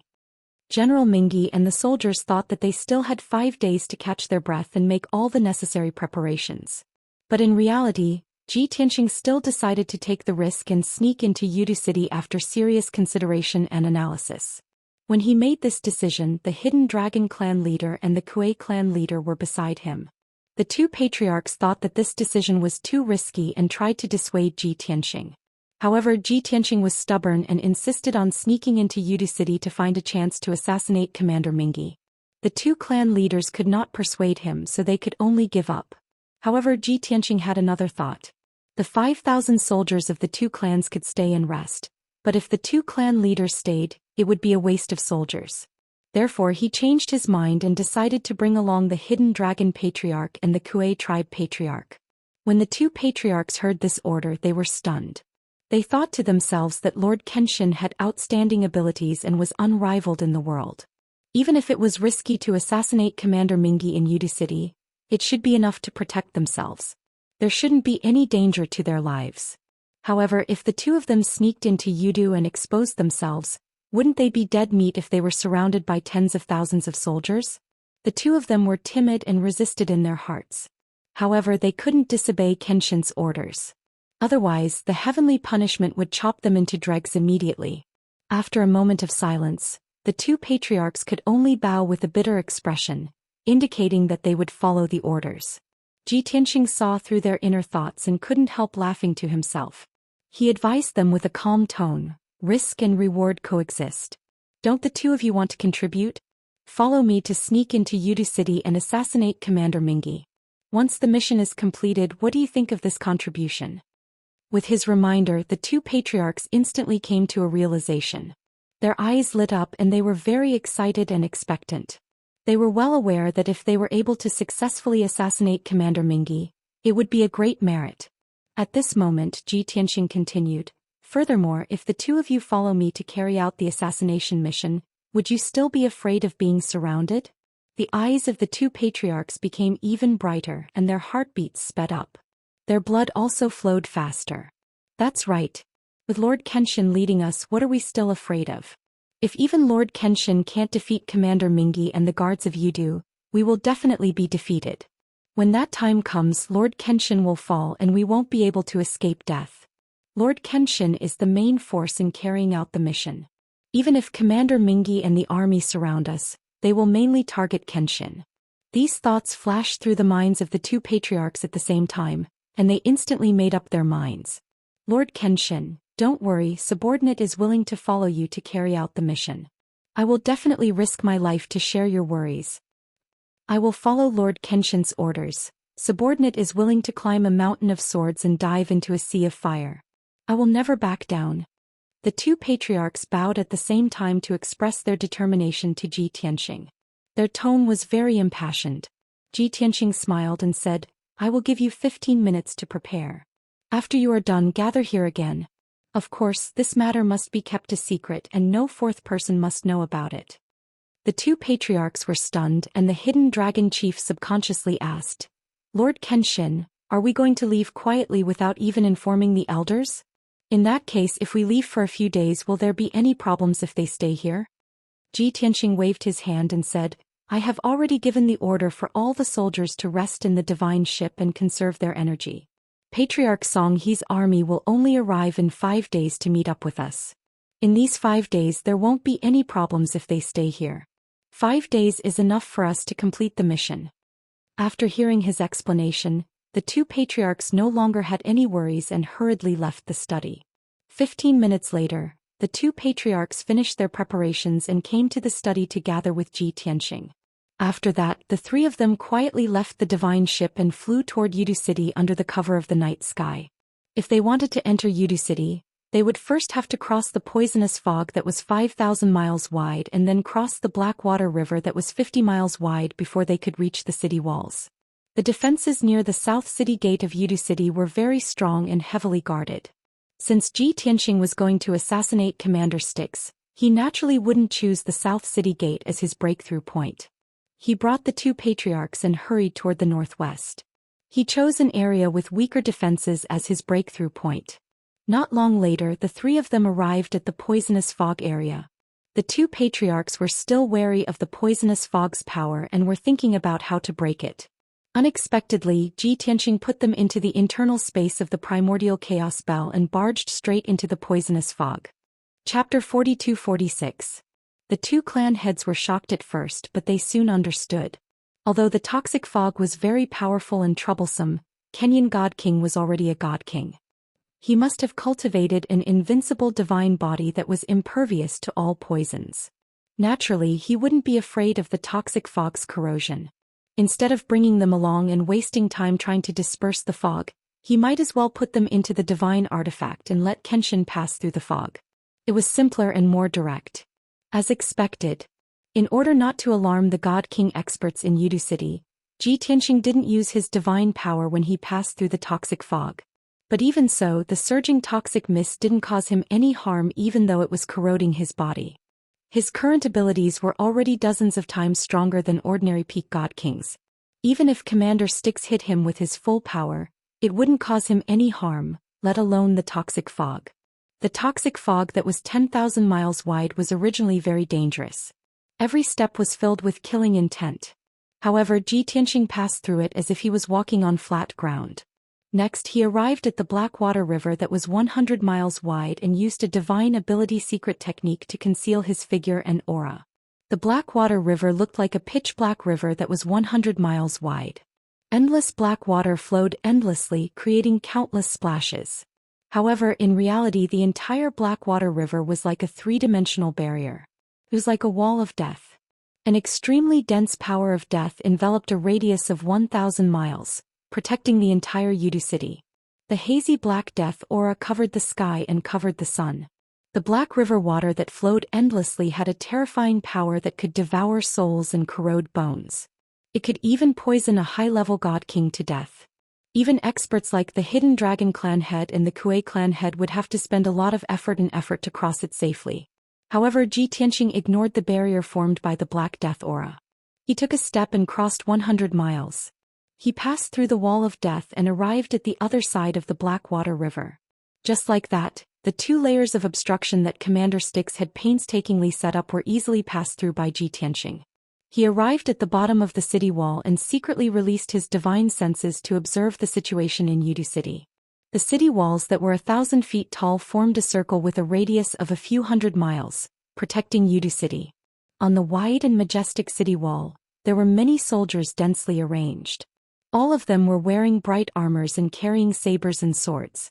They had a solemn and vigilant posture. In the sky above Yudu City, there were over 100 patrol teams that circled around continuously to monitor the movements outside the city. Of course, Ji Tianxing did not care about these things. Those soldiers were all at the Divine Lord realm. Only some captains and commanders were Divine King realm powerhouses. Over a month ago he had entered Yudu and investigated the situation of the defenses. After he had killed Blood Hell Marshal and refined his memories, he had a clearer understanding of the defenses of Yudu City. At this moment, after some observation, he discovered the problem. As I expected, after Blood Hell Marshal was killed, Commander Mingi made a large-scale adjustment to the defenses of Yudu City. Originally, in his memory, this section of the city wall in front of him was the weakest point of the defense. However, after Commander Mingi adjusted the defenses, this place was no longer weak. Even so, Ji Tianxing did not plan on changing locations. He began to observe the Great City Barrier Formation.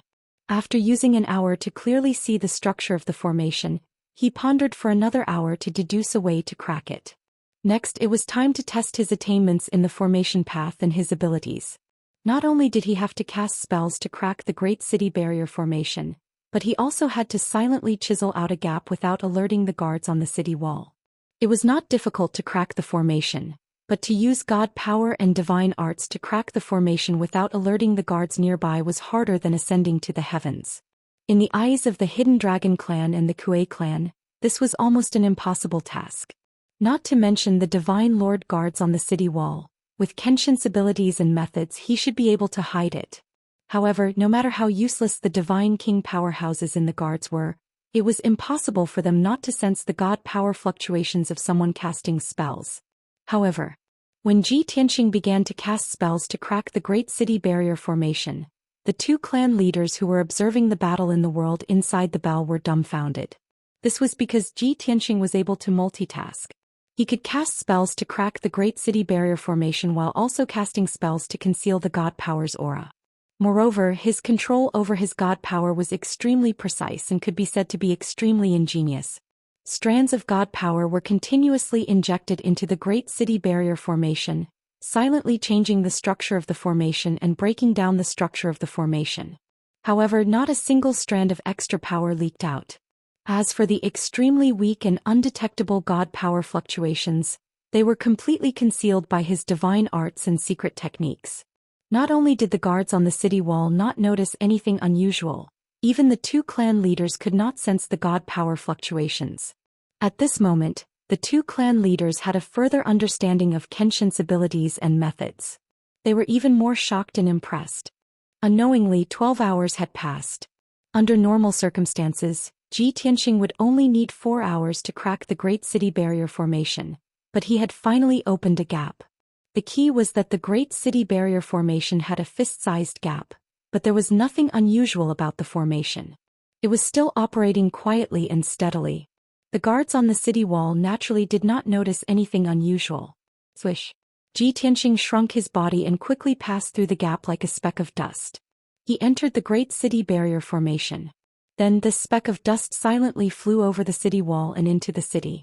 During the entire process, the guards on the city wall were like stone statues. They did not react at all. The 2 clan leaders in the world inside the bell witnessed the entire process clearly. Other than shock, there was only reverence in their hearts.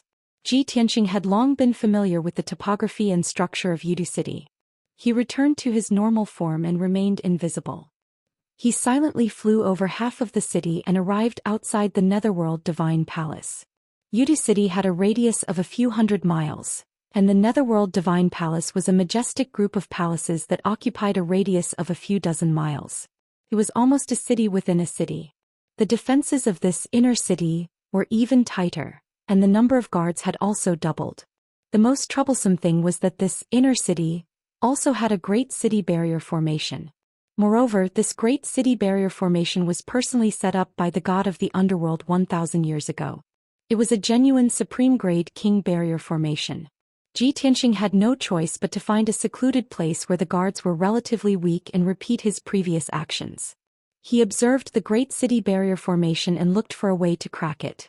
Then he multitasked again. As he tried to crack the great city barrier formation, he used a secret technique to conceal his divine power fluctuations.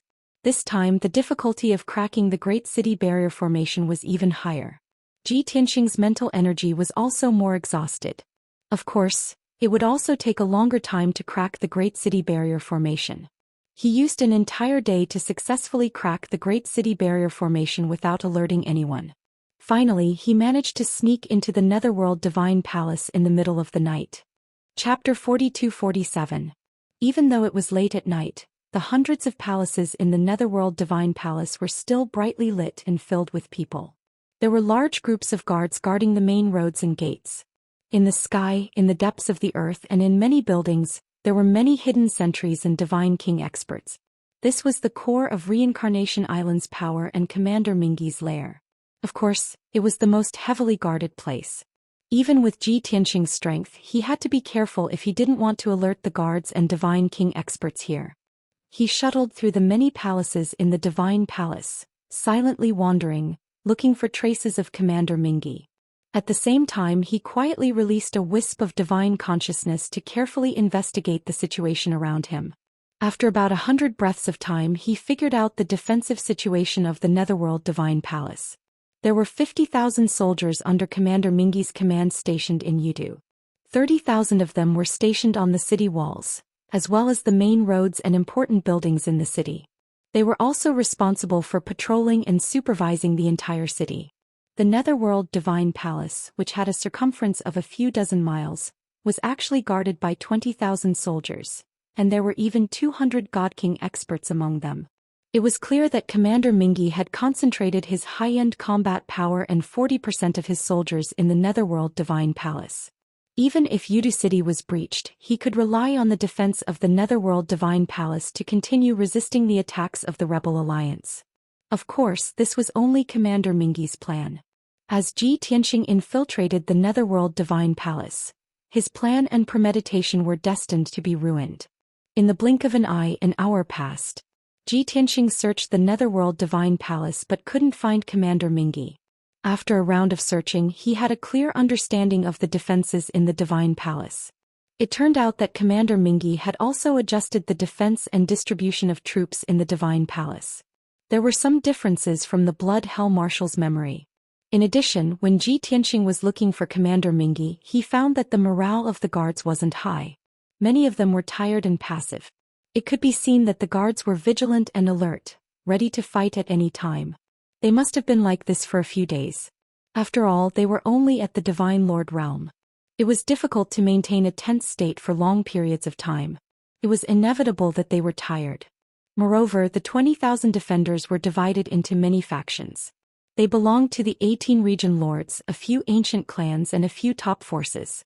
Another portion of the guards were the original Forbidden Guards of the Nether God Palace. These 20,000 defenders were pieced together by many different forces, causing them to not obey each other and not have any tacit understanding. Usually, a garrison of 1,000 to 2,000 people would only listen to the orders of their leader. If Commander Mingi wanted to give an order, he couldn't pass it directly to the defending army. He had to pass it on through the many domain lords, generals and god kings. This undoubtedly showed that it was very difficult for the defending army to display their full combat strength. In the future, if the Rebel Alliance were to attack Yudu City, this would be one of the advantageous conditions. Returning to the main topic, Ji Tianxing collected his thoughts and began to ponder where Commander Styx was hiding. The most dignified Divine Palace was where the meeting hall was located. If Commander Mingi wanted to gather the generals for a meeting, he would definitely appear there. Furthermore, for the past 1,000 years, Commander Styx had spent most of his time in that Divine Palace. However, after Ji Tianxing checked that Divine Palace and the 2 underground palaces hidden underground, he still couldn't find Commander Mingi. According to the memories of the Blood Hell Marshal, he found 2 hiding places of the Nether River commanders. One was the Surging Waves Tavern in the depths of the Divine Palace. It was located beside the Surging Waves Lake and had a quiet environment. It contained 100,000 books and was very heavily guarded. When Commander Mingi wasn't dealing with government affairs or cultivating in seclusion, he would often stay in the Surging Waves Tavern for a few days, quietly reading books or thinking about problems. The other place was an ordinary palace in the depths of the Divine Palace. In that palace, there were a few family members of Commander Mingi and a large number of guards and servants serving them. When Commander Mingi was in a bad mood, tired or worried, he would stay with his family members for a few days. Ji Tianxing analyzed that with the current situation, Commander Mingi must be in a bad mood and under great pressure. Furthermore, Commander Mingi was in charge of the overall situation and had to think about many problems calmly. Therefore, both places could be Commander Mingi's hiding place. Ji Tianxing secretly rushed to the Surging Waves Tavern and used a small trick to deceive the guards and sneak into the Surging Waves Tavern. However, he released his consciousness and executed divine arts and secret techniques to search the Surging Waves Tavern carefully, but he still couldn't find Commander Mingi. He could only leave the Surging Waves Tavern and head to the second hiding place. That inconspicuous palace looked very ordinary on the surface, but its defenses were even tighter than the other palaces. However, this wasn't a problem for Ji Tianxing at all. He used divine arts and secret techniques to sneak into the palace and carefully search for 15 minutes. He did find a few family members of Commander Mingi, but he still couldn't find Commander Mingi. This time he was in a complete dilemma and couldn't help but think, Netherworld Divine Palace is only so big with a radius of a few dozen miles. I've already searched everywhere. Where is Commander Mingi hiding? Could it be that this sly old fellow had already predicted that I would come to assassinate him, so he hid in advance? Or could it be that he abandoned the guards of Yudu City and left Yudu City long ago to escape by himself? Ji Tianxing pondered for a moment and felt that the second possibility wasn't very likely. The most likely possibility was that Commander Mingi was still hiding. Therefore, he continued to wander around the Netherworld Divine Palace and started a carpet search. After 15 minutes, he found a clue as expected.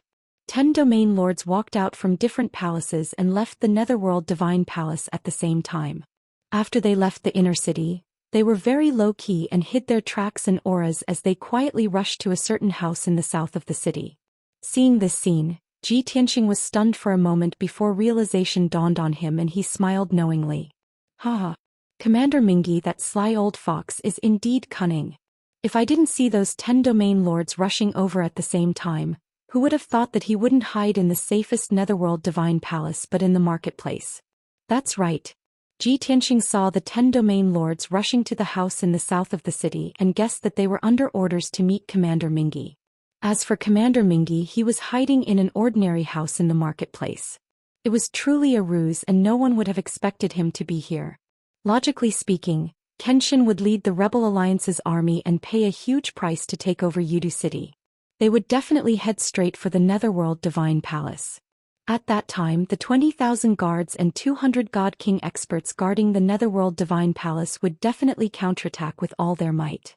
Commander Mingi, who was hiding in the marketplace, would be ignored by the Rebel Alliance. He could take advantage of the chaos to escape Yudu City.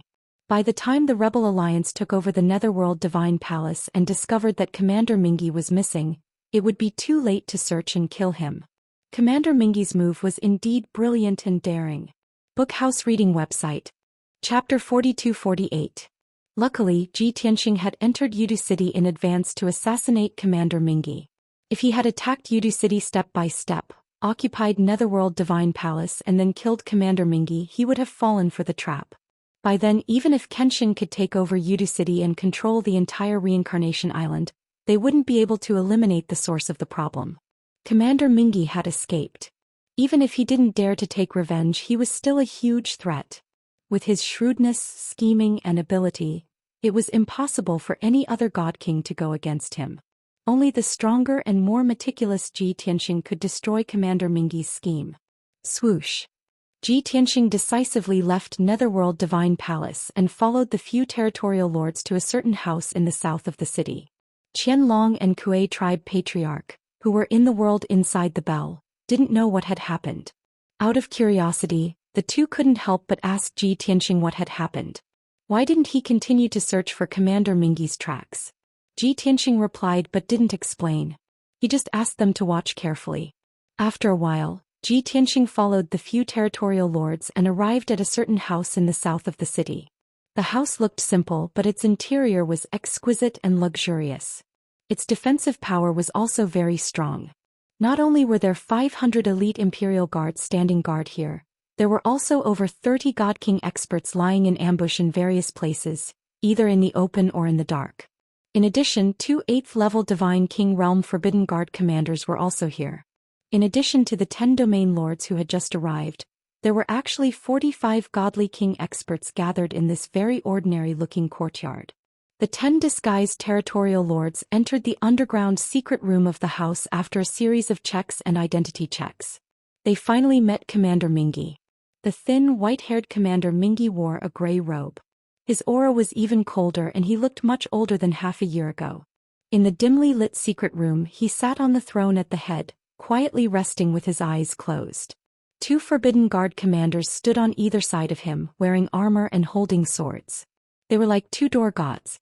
After the 10 domain lords entered the secret chamber, they removed their disguises and revealed their true faces. They bowed and greeted Commander Mingi. After the 2 sides exchanged greetings, the 10 domain lords stood in 2 rows. Only then did Commander Mingi begin the discussion. He first asked the 10 domain lords about the situation of the city's defenses, as well as the information they had gathered. Next, everyone began to discuss how to set up defenses, arrange troops, and so on. The atmosphere was very oppressive and heavy. Everyone's heart was heavy. None of them were optimistic about the upcoming decisive battle. They were extremely worried. The door to the secret room was shut and it was protected by a formation. There were 4 God King experts standing guard outside. Ji Tianxing arrived at the gate. Finally, there was no need to hide anymore. He decisively made a move, using a divine ability and ultimate skill to kill the 2 Divine King powerhouses guarding the door. At the same time, he opened up the world inside the bell and released Qianlong and Kuei clan's patriarch so that they could kill the other 2 God Kings. Swish swish. Bang bang. After a sword light pierced through the air and 2 dull thuds, the 4 God Kings guarding the door fell to the ground as blood splattered everywhere. The 2 God Kings that Ji Tianxing killed were killed in a single strike. Even their god heads were shattered. As for the 2 God Kings that the 2 clan patriarchs dealt with, they only had their heads and necks severed. Their bodies were destroyed, but their god heads were still intact. Ji Tianxing added 2 more sword lights before he was able to instantly kill the 2 God Kings. Without a doubt, there was a commotion as an intense divine power fluctuation erupted. Commander Mingi and the 10 domain lords in the secret chamber were immediately awakened. They quickly ended the discussion and checked the situation outside the secret chamber. Ji Tianxing did not hold back as he punched the door of the secret chamber. Kaboom! Following an earth-shattering sound, the door of the secret chamber was blasted into smithereens. A huge hole was blasted in the defensive formation. Dust splattered and covered the secret chamber in a radius of 300 meters. It turned the secret chamber into a turbid mess. With such an unforeseen event, Commander Mingi's pupils contracted. He turned around without hesitation and turned into a black shadow as he flew towards the corner of the secret chamber.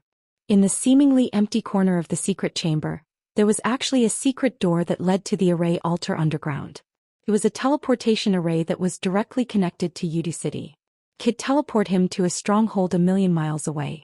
Before the 10 domain lords could react, they saw Commander Mingi escaping the secret chamber as fast as a ghost. They were stunned. At this moment, Ji Tianxing also turned into a golden light and flew into the secret chamber. He flew over the heads of the 10 domain lords and chased after Commander Mingi. Qianlong and Kuei clan patriarchs were slightly slower. After they followed Ji Tianxing into the secret chamber, they were also stunned. Swish. Ji Tianxing had already gone through the secret passage at the corner of the secret chamber to chase after Commander Mingi. The 2 clan patriarchs were stunned in the middle of the secret chamber as they were stared at by the 10 domain lords. Their bodies instantly stiffened and their expressions were especially awkward. It's over. This thought flashed across the minds of the 2 clan patriarchs at the same time. After a breath of time, the 10 domain lords finally recovered from their astonishment. Their gazes gathered on the 2 clan patriarchs. After recognizing their identities, their gazes and expressions became strange and complicated. A few of the domain lords revealed killing intent on their faces or revealed sinister sneers.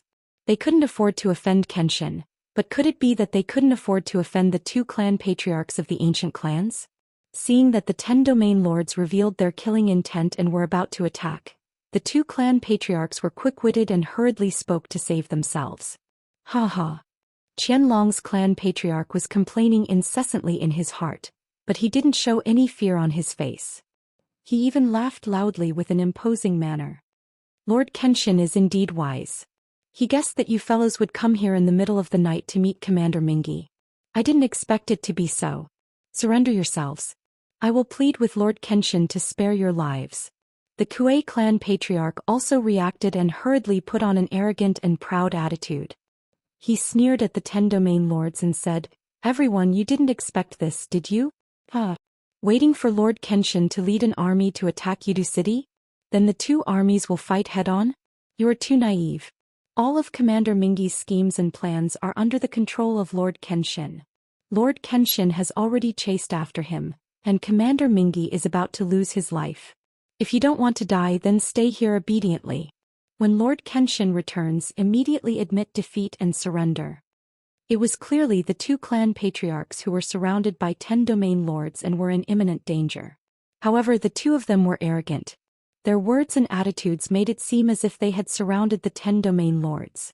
The 10 domain lords originally wanted to attack, but when they saw the reaction of the 2 clan patriarchs, they instantly hesitated. Kenshin really came? Heavens!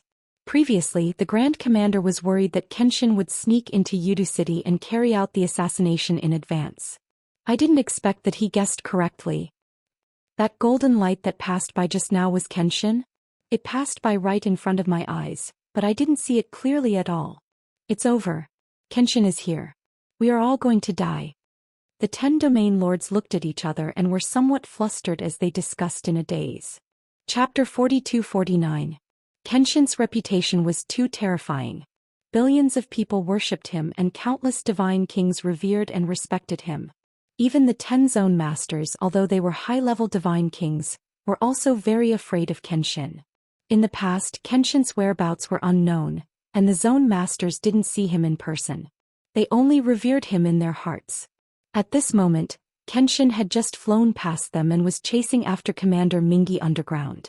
After Kenshin dealt with Commander Mingi, he would come to kill them. How could the 10 zone masters not be terrified? Everyone's first reaction was to immediately escape. The further away they were from Kenshin, the safer they would be. However, these zone masters were all people of high positions and were meticulous people. They definitely wouldn't be rash and impulsive. They immediately thought of a problem. Since Kenshin had personally made a move, then the army under Kenshin must be lying in ambush outside Yudu City. Once they escaped Yudu, they would be walking into a trap.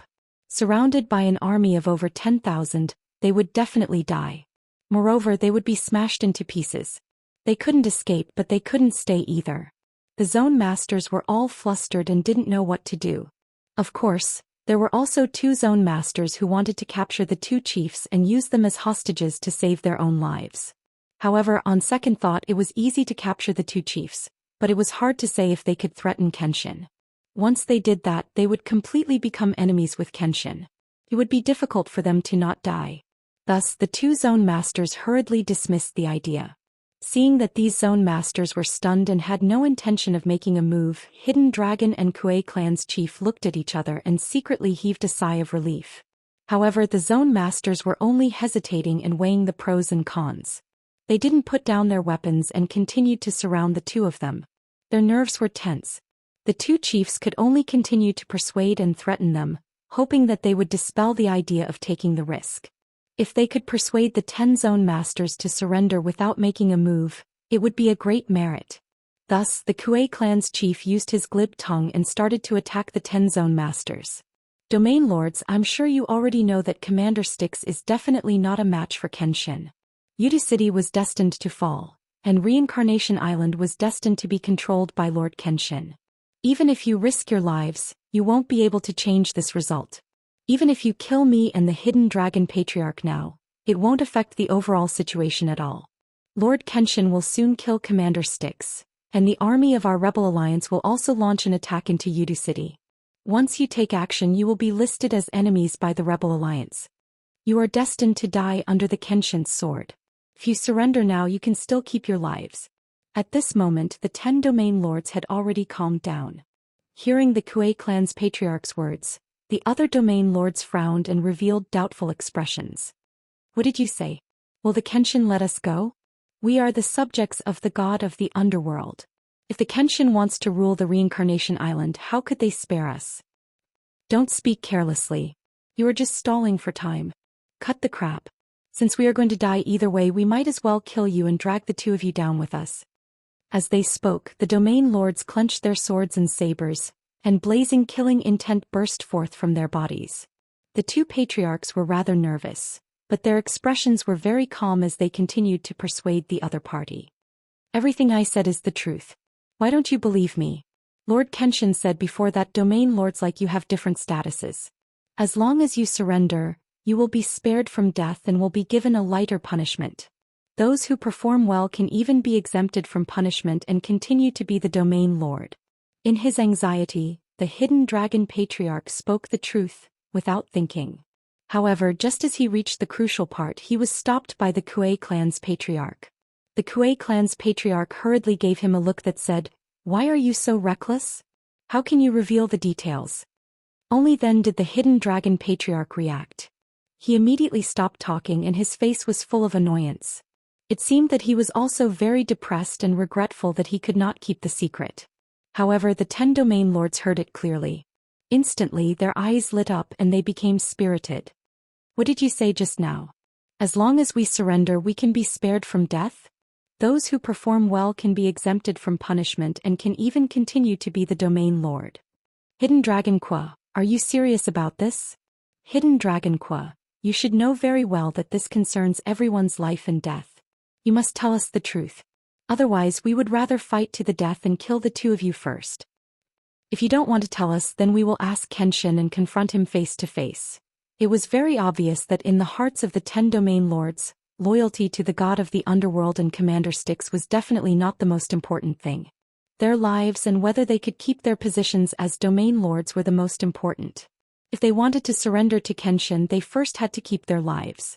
If they could be exempted from punishment and not have to pay any price, that would be the best.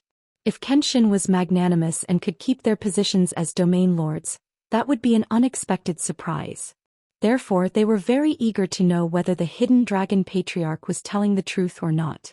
If what the hidden dragon patriarch said was true, then they would have no more worries and could immediately surrender when they saw Kenshin.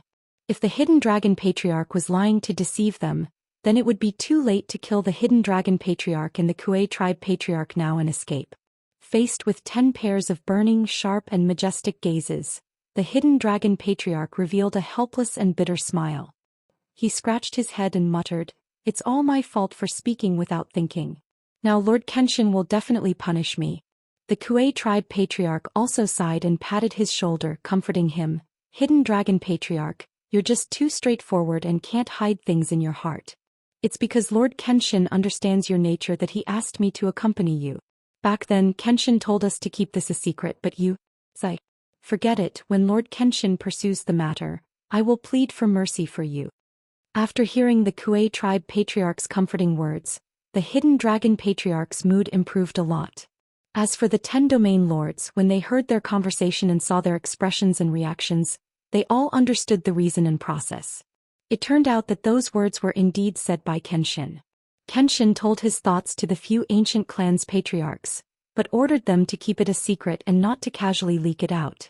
Just now, the hidden dragon patriarch was in a dangerous situation, and in a moment of desperation he couldn't hold back and revealed the truth. Seeing that the hidden dragon patriarch and the Kuei tribe patriarch's reactions didn't seem to be fake, the 10 domain lords were relieved. They looked at each other and hurriedly discussed with each other through telepathy whether they should admit defeat and surrender. At this moment, a loud rumbling sound suddenly came from deep underground. The ground under everyone's feet trembled violently and a few wide cracks appeared. Obviously, it was caused by the battle between Kenshin and Commander Styx. Chapter 4250. In fact, after Ji Tianxing chased underground, he stopped Commander Mingi, who was preparing to escape. The two of them didn't fight directly. Instead they chatted for a while. The content of the conversation was simple. It was nothing more than Commander Mingi being shocked, angry, and somewhat indignant. He had clearly guessed that Kenshin would sneak into Yudu City and take the risk to assassinate him alone. Moreover, he had also made preparations to hide in this inconspicuous house. Under normal circumstances, even if Kenshin sneaked into Yudu and killed his way into Netherworld Divine Palace, he wouldn't be able to find him. And after he received the news, he could quietly escape Yudu and fly far away. But man proposes, God disposes. Kenshin had to sneak into Yudu City tonight, and he happened to gather the 10 domain lords for a meeting. Even though he was very careful and made the 10 domain lords disguise themselves and hide their appearances and auras, they were still targeted by Kenshin. All of this was because Kenshin was strong enough. But Commander Mingi felt that it was more luck. Kenshin's luck was simply too good. He was completely blessed by the heavens. Ji Tianxing didn't deny this point. He smiled and said, "Haven't you heard the rumors of the boundless heaven continent? I am the embodiment of justice, the spokesperson of the heavenly Tao. Even the power of the heavenly Tao is helping me. Reading the heavenly Tao oath that I made, I will be bound by the heavenly Tao. Therefore, isn't it natural for the heavens to bless me?" Commander Mingi was so angry that his face turned black. He immediately cursed and scolded the heavens for being unfair. Ji Tianxing wasn't angry. He looked at him with a smile and persuaded him to admit defeat obediently so that he could die with dignity. Ji Tianxing had to kill Commander Mingi without a doubt. Even if the other party surrendered, he definitely wouldn't let him off. Commander Mingi scolded Ji Tianxing because he wanted to anger Ji Tianxing so that he could take the opportunity to open the teleportation formation and escape Yudu City. However, Ji Tianxing wasn't angered. He continued to stare at him. Commander Acheron secretly took out a jade slip and was about to toss it into the teleportation array. At the critical moment, Ji Tianxing used a supreme divine ability to seal the entire underground palace, freezing the space within a radius of 10,000 feet. In the next instant he seized the jade slip and smashed it to pieces. The jade strip was the key to open the transmission array, but it was destroyed by Ji Tianxing. If Commander Styx wanted to open the array again, he would have to cast a spell, and that would take 10 breaths of time. At this time, Ji Tianxing no longer talked nonsense with him and had already launched an attack. Swish. 4 beams of golden sword light locked onto Commander Styx with invisible sword intent. Commander Styx knew that he couldn't escape, but he couldn't just sit there and wait for death. He could only fight back. Therefore, he unleashed his ultimate skill with all his might to block the 4 sword lights. Unfortunately, the surrounding space had been sealed and Commander Styx could not move an inch. There was no way for him to dodge. Bang bang. Just as he condensed a shield of divine power, he was struck by the 4 sword lights and 2 dull thuds rang out. The shield he condensed with all his strength was strong, but it couldn't block the attack of the sword lights. It collapsed on the spot and fragments of divine light burst out. Then he was blown away by the sword lights and he smashed into the sacrificial altar while vomiting blood. Wung!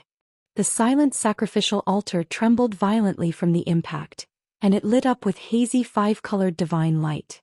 Commander Styx finally got close to the sacrificial altar.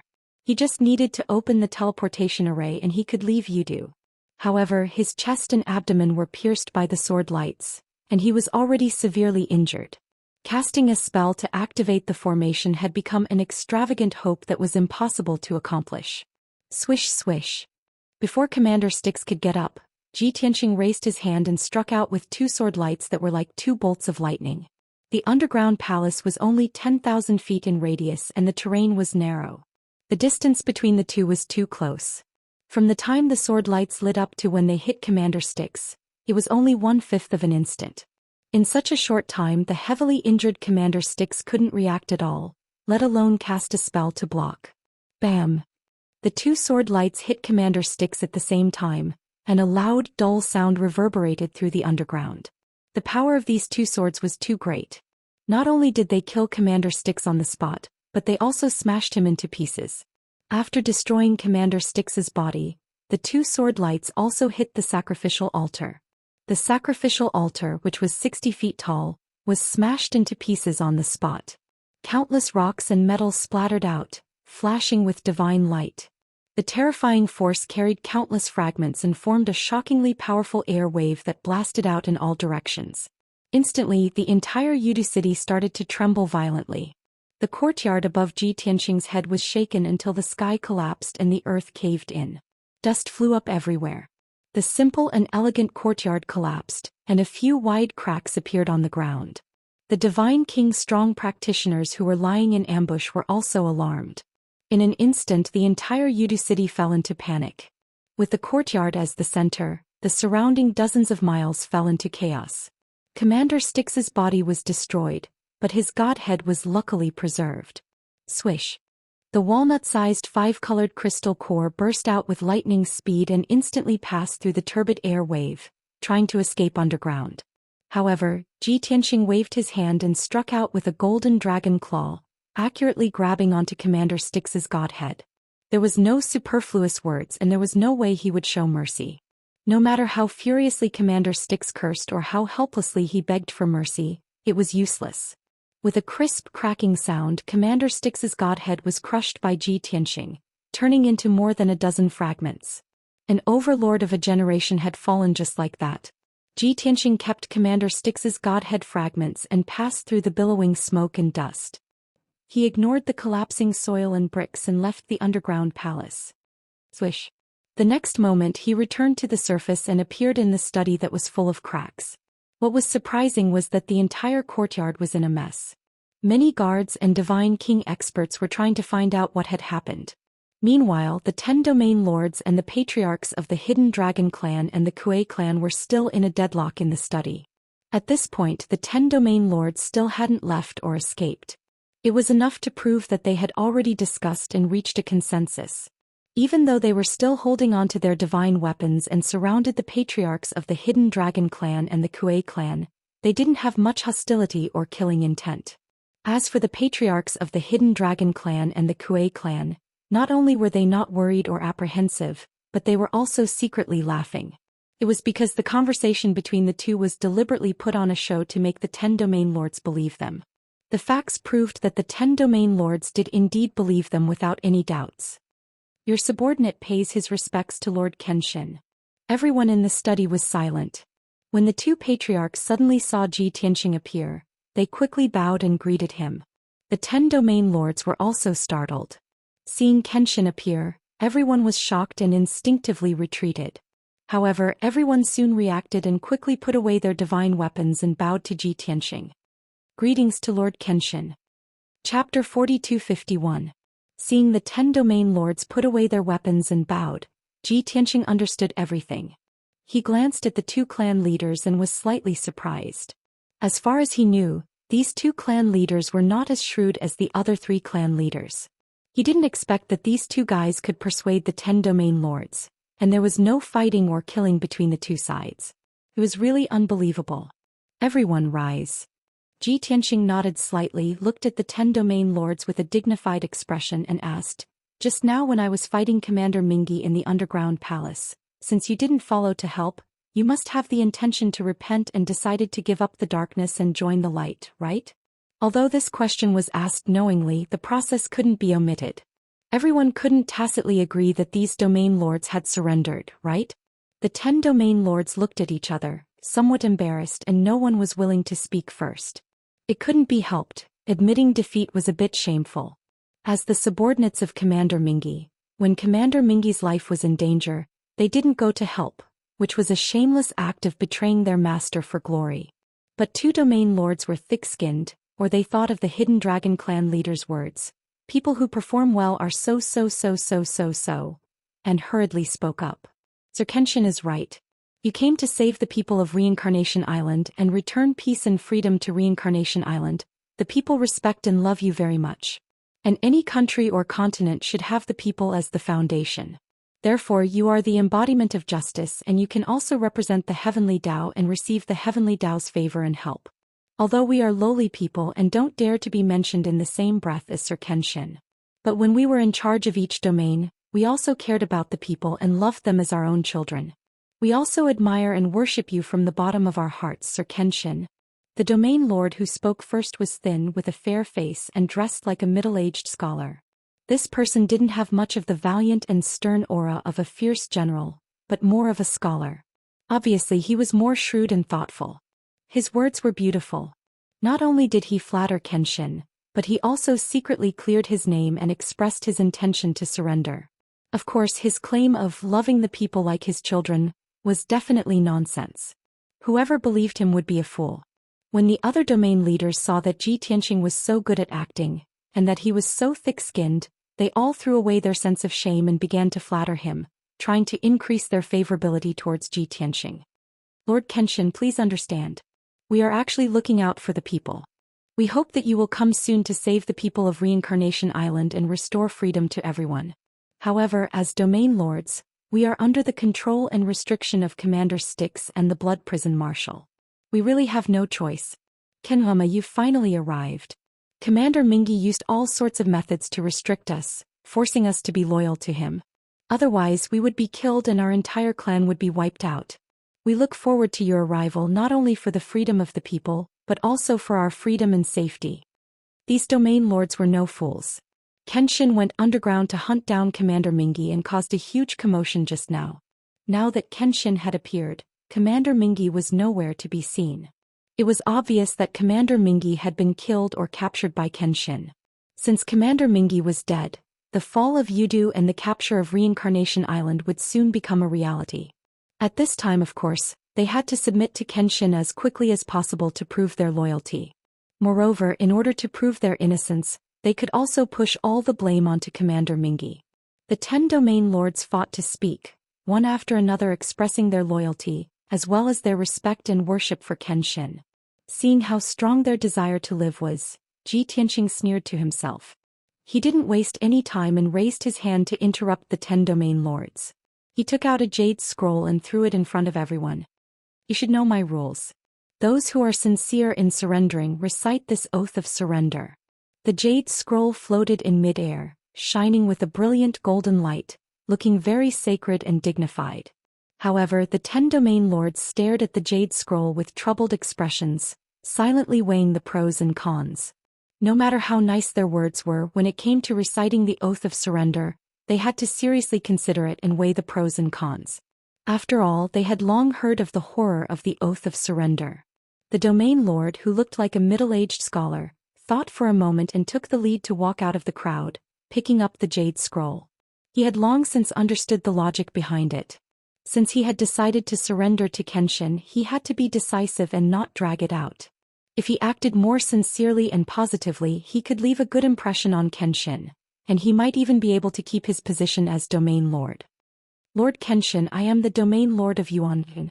I know my wrongs and want to change, sincerely repent, so I've turned over a new leaf. I hope to serve under Lord Kenshin and make up for my past mistakes. After saying this, he used his consciousness to read the contents of the jade scroll and began to recite the oath of surrender. When he recited the first part of the oath of surrender, his expression became serious and a hint of fear appeared in his eyes. However, with everyone staring at him, he could not stop, nor did he dare to go back on his words. Thus he continued to recite. As he recited one oath after another, his face became paler and cold sweat appeared on his forehead. When the domain lords heard the contents of the oath, their expressions became a little ugly, and their eyes were filled with fear and worry. In the past, they had only heard of how harsh and terrifying the oaths made by Kenshin were. Now that they heard the contents of the oath with their own ears, they knew that the rumors were true. Once they recited the oath of surrender, they would become Kenshin's most loyal lackeys and hounds, and could not have the slightest bit of disloyalty. If they had any thoughts of endangering Kenshin's safety and interests or disrespecting Kenshin, they would be judged by the heavenly axiom as a violation of the oath, and would be punished by the heavenly axiom, leading to death. This was Kenshin's way of doing things. It was violent and domineering, but it was the most effective. Furthermore, Kenshin did not even need to keep an eye on the person who made the oath, as the heavenly axiom would help to supervise. In comparison, Commander Styx and the Blood Hell Marshal's methods of coercing and forcing them to remain loyal were simply too weak. After a moment, the Yuan and Region Lord finished reciting the oath of the heavenly axiom. His entire body lit up with divine light, and a wisp of Dao runes appeared above his head. Muffled sounds of thunder could be heard in the sky above Yudu City. Such a phenomenon proved that the oath of the heavenly axiom had been established, and he was bound by the heavens. The Yuan and region lord felt the vast might of the heavens, and his heart was filled with fear.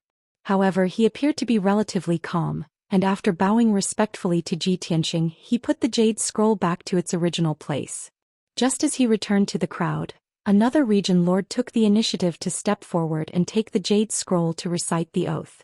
This was also a region lord who was determined and wanted to do his best to perform. However, at this moment the door of the study was blasted open, and the cracked wall on the side was also blasted apart. More than 10 Divine King experts roared as they charged into the messy study. Book Guest Residence Reading Website. Chapter 4252. Previously, Xianxia and Commander Mingi were fighting underground, causing a huge commotion. There were as many as 500 guards stationed in this courtyard, all of them elites.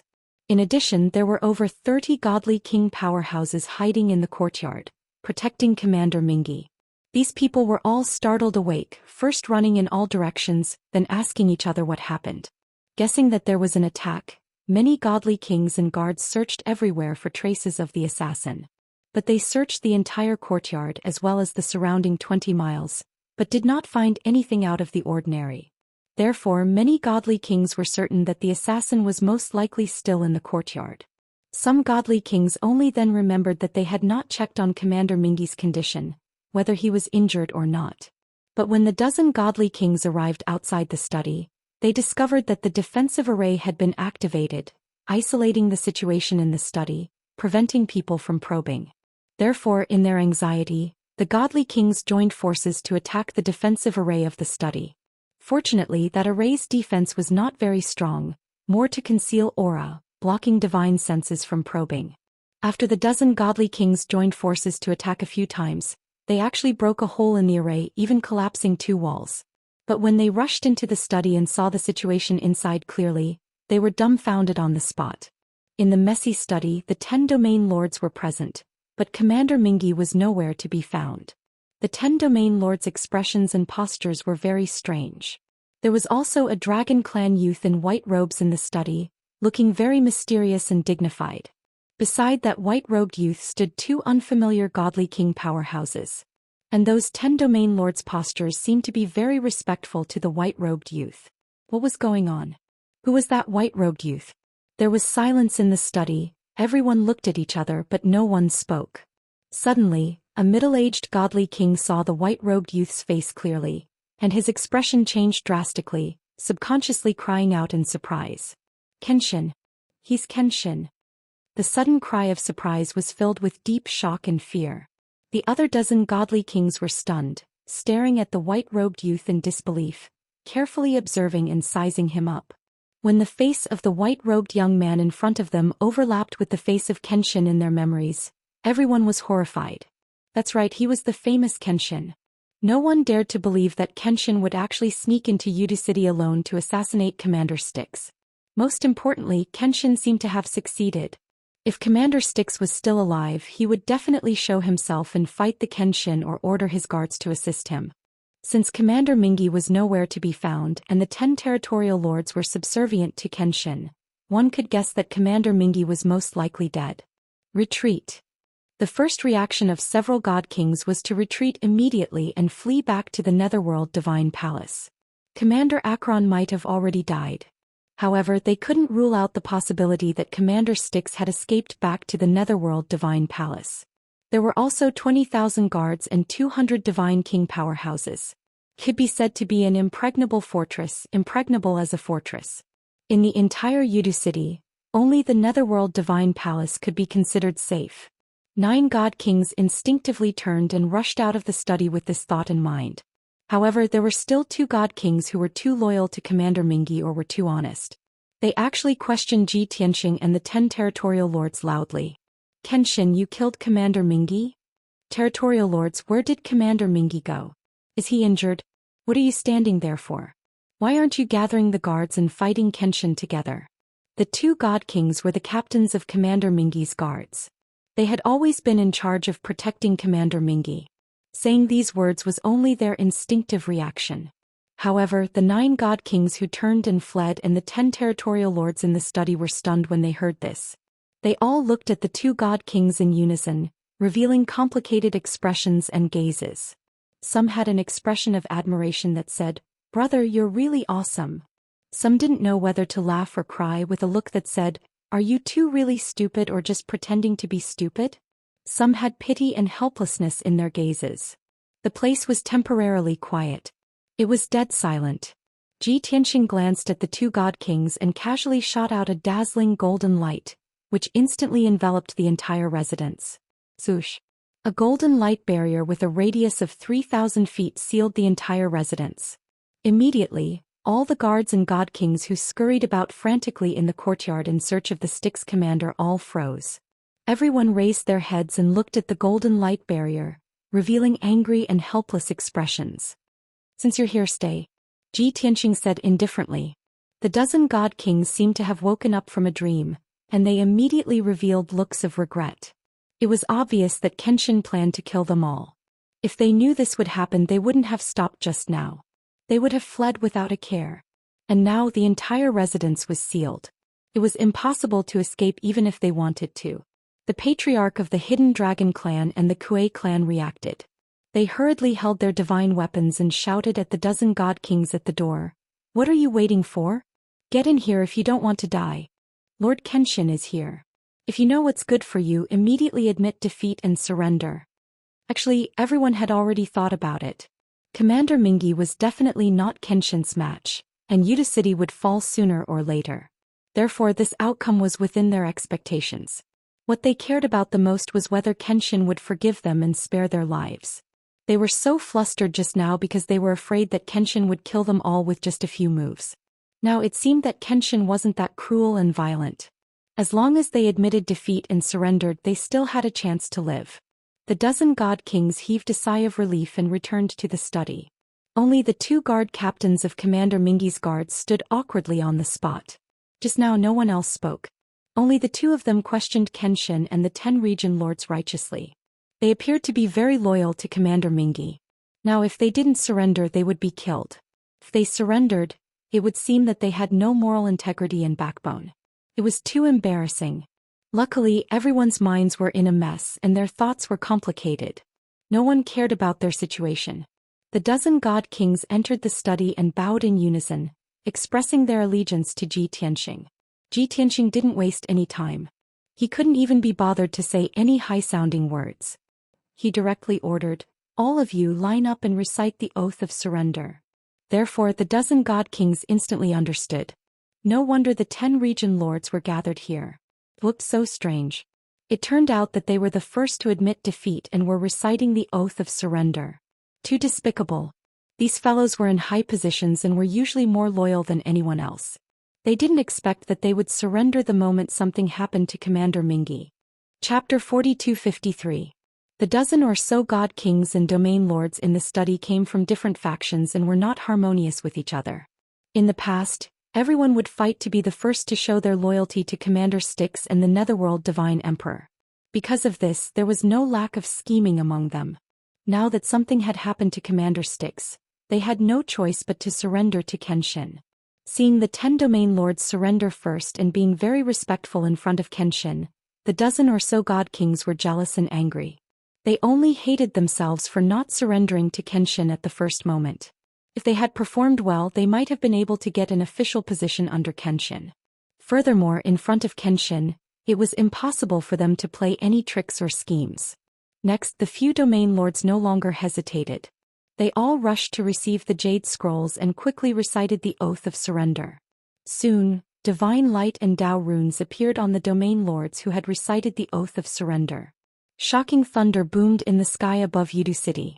Xianxia used his divine senses to scan the courtyard and the situation in Yudu City. He realized that the courtyard was in a mess. 500 guards and a dozen or so god kings were trying to break out of the encirclement and break through the golden light barrier. Those people already knew that something had happened to Commander Styx and guessed that Kenshin was in the study, so they didn't dare to go near. To prevent any accidents from happening, Xianxia ordered the 2 clan leaders and the 3 domain lords who had already surrendered, gather everyone in the courtyard. Those who are willing to surrender, gather in the courtyard. Those who are unwilling to surrender and resist with all their might, kill them without mercy. The Hidden Dragon clan, the Kuei clan leader, and the 3 domain lords hurriedly obeyed and ran out of the study happily to carry out the mission. Especially the 3 domain lords who had just sworn the oath of surrender. They were indescribably surprised.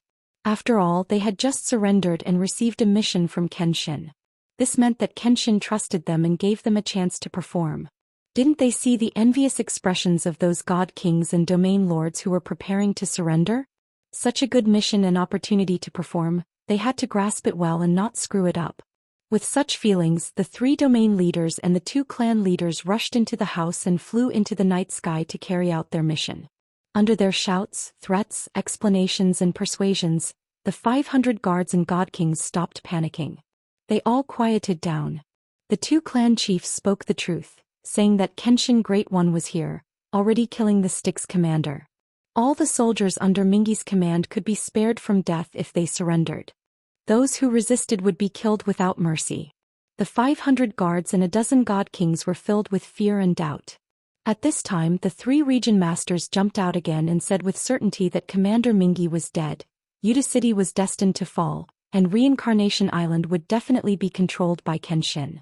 As time went by, the guards and god kings were thrown into disarray. They gradually began to believe this result. Under the coercion of the 2 clan leaders and 3 domain lords, most of the guards and divine kings chose to surrender and obediently gathered in the courtyard. However, there was a small number of stubborn people who still had hope. They tried to escape from the Golden Light Shield and returned to Netherworld Divine Palace to investigate. The 2 clan leaders and 3 domain lords acted decisively and killed those people with brute force. This shocked everyone, causing the remaining 400 guards and a dozen god kings to obediently stay in the courtyard. They didn't dare to have any other thoughts. After a while, the swearing in the study ended. In order to save time, Ji Tianxing took back the jade scroll. He directly produced a light screen and displayed the contents of the swearing to surrender. He let the domain lords and god kings read it out. Everyone could only read the swearing at the same time with different expressions and tones. The scene was quite interesting and the atmosphere was a little strange. Fortunately, it was very efficient. In a short time, the dozen people had successfully surrendered and the Heavenly Dao Oath was established. Then Ji Tianxing brought the surrendered domain lords and god kings out of the study and into the house. In the spacious house, the ground had cracked and the surrounding buildings had collapsed. Broken fences and walls could be seen everywhere. It was a mess. More than 480 guards and 16 god kings stood in the courtyard obediently and waited. Although everyone was mentally prepared when they saw Kenshin appear, they were still shocked and fearful. Many people looked at Kenshin curiously, but they were intimidated by Kenshin's majestic aura and didn't dare to look directly at him. The courtyard was silent. The domain lords and god kings who had surrendered didn't dare to speak casually. Ji Tianxing took out a dozen shards of godhood and held them in his palm. They were wrapped in golden divine light and displayed for everyone to see. Don't hold on to your wishful thinking anymore. Your commander Mingi is dead. He said these words with an indifferent expression, but it was like a shocking thunderclap, shocking everyone in the field. Although everyone had expected this result. When they saw with their own eyes that Commander Mingi was only left with a dozen shards of godhood, their hearts were still filled with fear and shock. Just as Ji Tianxing said, the last trace of hope in their hearts was destroyed and dissipated. Since Commander Mingi was dead, what was the point of their stubborn resistance? Even if there were still 50,000 soldiers and more than 200 god kings in Yuta City, what was the use? It's not that we don't want to risk our lives and fight, nor is it that we are not loyal. It's just that Commander Mingi died too quickly. These thoughts flashed through everyone's minds at the same time. Thus, the 400 guards and the dozen or so god kings no longer hesitated and bowed in unison, expressing their loyalty to Ji Tianxing. The previous scene repeated itself. Ji Tianxing waved his hand and shot out a white light that condensed into a huge screen of light. It floated in the night sky and displayed a simplified version of the Oath of Surrender. The guards and god kings were already mentally prepared. Without needing Ji Tianxing to say anything, they all recited the Oath of Surrender. 100 breaths later, close to 500 people recited the Oath of Surrender. Their bodies lit up with divine light, and a trace of Dao aura appeared above their heads. In the sky above Yudu City, lightning flashed and thunder roared again. Just like that, all the guards and god kings in this house were subdued by Ji Tianxing. Next, Ji Tianxing started to give orders and assign many tasks. He first sent a message to the 5,000 soldiers stationed outside the city and ordered them to prepare for battle immediately and wait for orders to attack the south city gate of Yudu City. Then he ordered the 2 region lords to lead 4 godly king experts to take over the control of the southern city gate. These 6 experts needed to control the south city gate and find a way to remove the poisonous fog outside the city. When the Rebel Alliance's army reached the city, they still needed to open the city gate and welcome the army in. Next, Ji Tianxing ordered more than 20 god kings and 6 region lords to rush back to the Netherworld Divine Palace immediately. Their task was very simple. They were to fabricate lies and deceive the soldiers stationed at the Netherworld Divine Palace so that they would continue to defend and not retreat. Chapter 4254. The Netherworld Divine Palace was the core of Yudu City. There were 200 god king powerhouses there as well as 20,000 elite soldiers. Yudu City was in chaos and so was the Netherworld Divine Palace. Ji Tianxing was worried that some god king experts would sense that something was amiss and flee with their soldiers. Once that happened, he wouldn't be able to wipe out all the forces loyal to Commander Styx. He would have to spend a lot of time and effort to clean up those that escaped. It would be troublesome. Ji Tianxing had already thought of an excuse to deceive the soldiers of the Netherworld Divine Palace. He would say that Kenshin snuck into Yudu City to assassinate Commander Styx and was discovered in time. With the help of many guards and god kings, Commander Styx blocked Kenshin's attack and escaped from Yudu City. Kenshin chased after Commander Styx alone. However, Commander Styx was only lightly injured and had many god kings protecting him. He could also mobilize soldiers to stop Kenshin along the way, so he was safe for the time being. Furthermore, Commander Styx would circle around and try to shake off Kenshin. He would return to the Netherworld Divine Palace soon. At that time, Commander Styx would still defend the Netherworld Divine Palace and continue to fight against Kenshin. In short, he wasn't afraid of Yudu City being attacked. The Netherworld Divine Palace was the most important and couldn't be abandoned. This was the argument that Commander Styx had always emphasized. The soldiers guarding the Netherworld Divine Palace all knew about it. In order to increase his credibility, Ji Tianxing even found Commander Akron's command token in his spatial ring. He always carried that token with him. It was very important. Seeing the token was equivalent to Commander Styx personally coming. The 10 domain lords that appeared in the house tonight were all experts that Commander Styx trusted and thought highly of. The god kings guarding the place were also the experts, generals and commanders that Commander Styx trusted and was closest to. As long as the domain lords and god kings had Commander Styx's token, they would definitely be able to take over the Netherworld Divine Palace and control the 20,000 soldiers and god kings. After Ji Tianxing gave the order, the domain lords and deity kings bowed and said yes, before leaving the courtyard to carry out their mission. Ji Tianxing did not assign any missions to the remaining guards and god kings. Instead, he took them into the world within the primordial chaos bell and took them away with him. After all, the god kings and their guards should be protecting Commander Styx from Kenshin's pursuit as he fled. For the time being, they couldn't show their faces. Otherwise, the lie would be exposed. Ji Tianxing brought the 2 patriarchs out of the house and removed the golden barrier. The 3 of them maintained their invisible state and traveled through Yudu City. After observing, they realized that Yudu City was already in chaos. Lights were everywhere and figures were moving about. There were also countless strong practitioners flying to and fro in the night sky.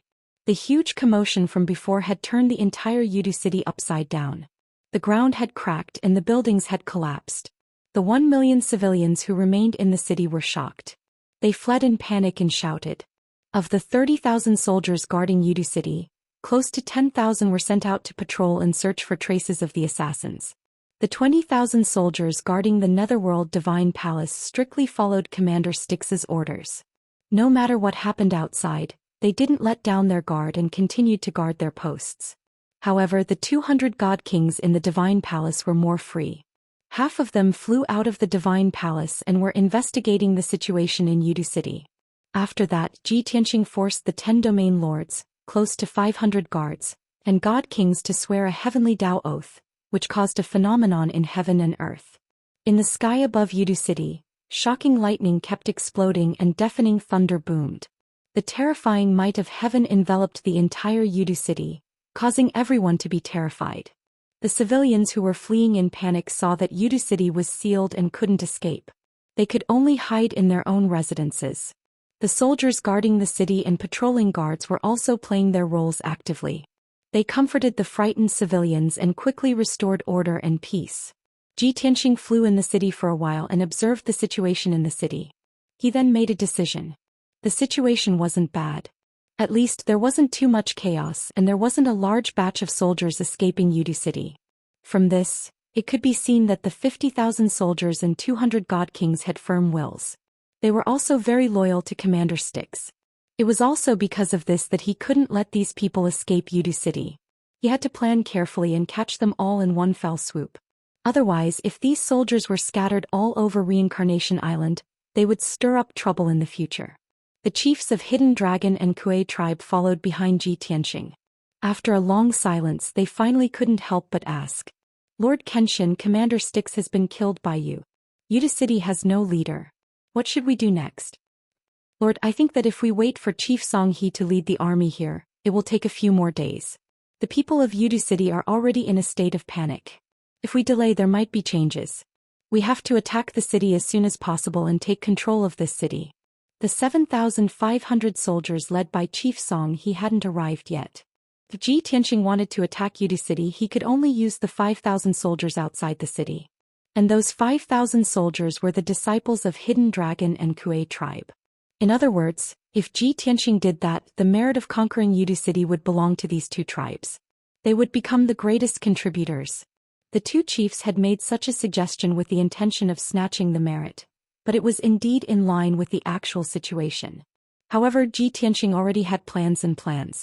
He said calmly, I will let Yuan and Region Lord and the rest control the South City Gate to ensure that the city gate can be opened at any time and remove the toxic fog outside the city. Only then can we coordinate with the outside and welcome the army into the city. The 5,000 disciples of Hidden Dragon and Kuei tribe also have to be prepared at all times in case of any sudden situations. However, this is just a precautionary measure. There's still a huge risk. After all, with just 5,000 soldiers, it's impossible to control the 50,000 soldiers and 200 god kings in Yudu city. The two chiefs were speechless.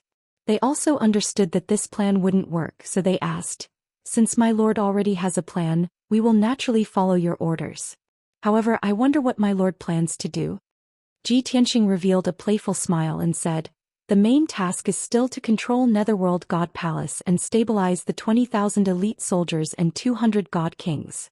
The 6 region lords and 22 god kings that I will send are all strong practitioners that Commander Mingi trusts the most.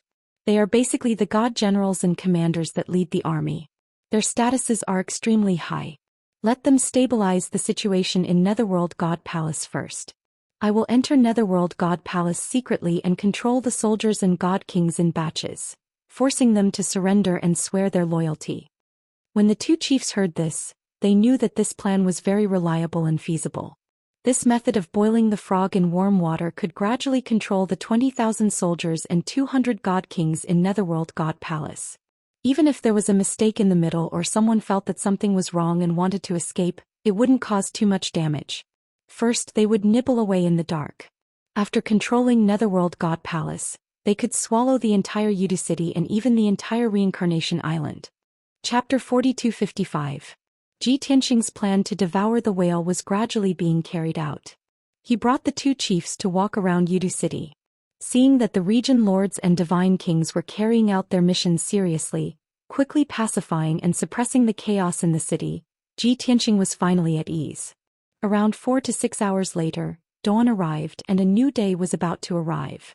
Although the people in Yudu city were still in fear, the entire city had regained its peace. At this time, the Yuan and region lord and the rest had already taken over the South City Gate and had it under their control. Tianxing secretly went to the South City Gate, and with the cooperation of the Yuan and region lord, he released the 2 tribe leaders from Yudu city. The Hidden Dragon and Kuei tribe leaders left Yudu city and returned to the army. They would personally lead their disciples and wait for Tianxing's orders.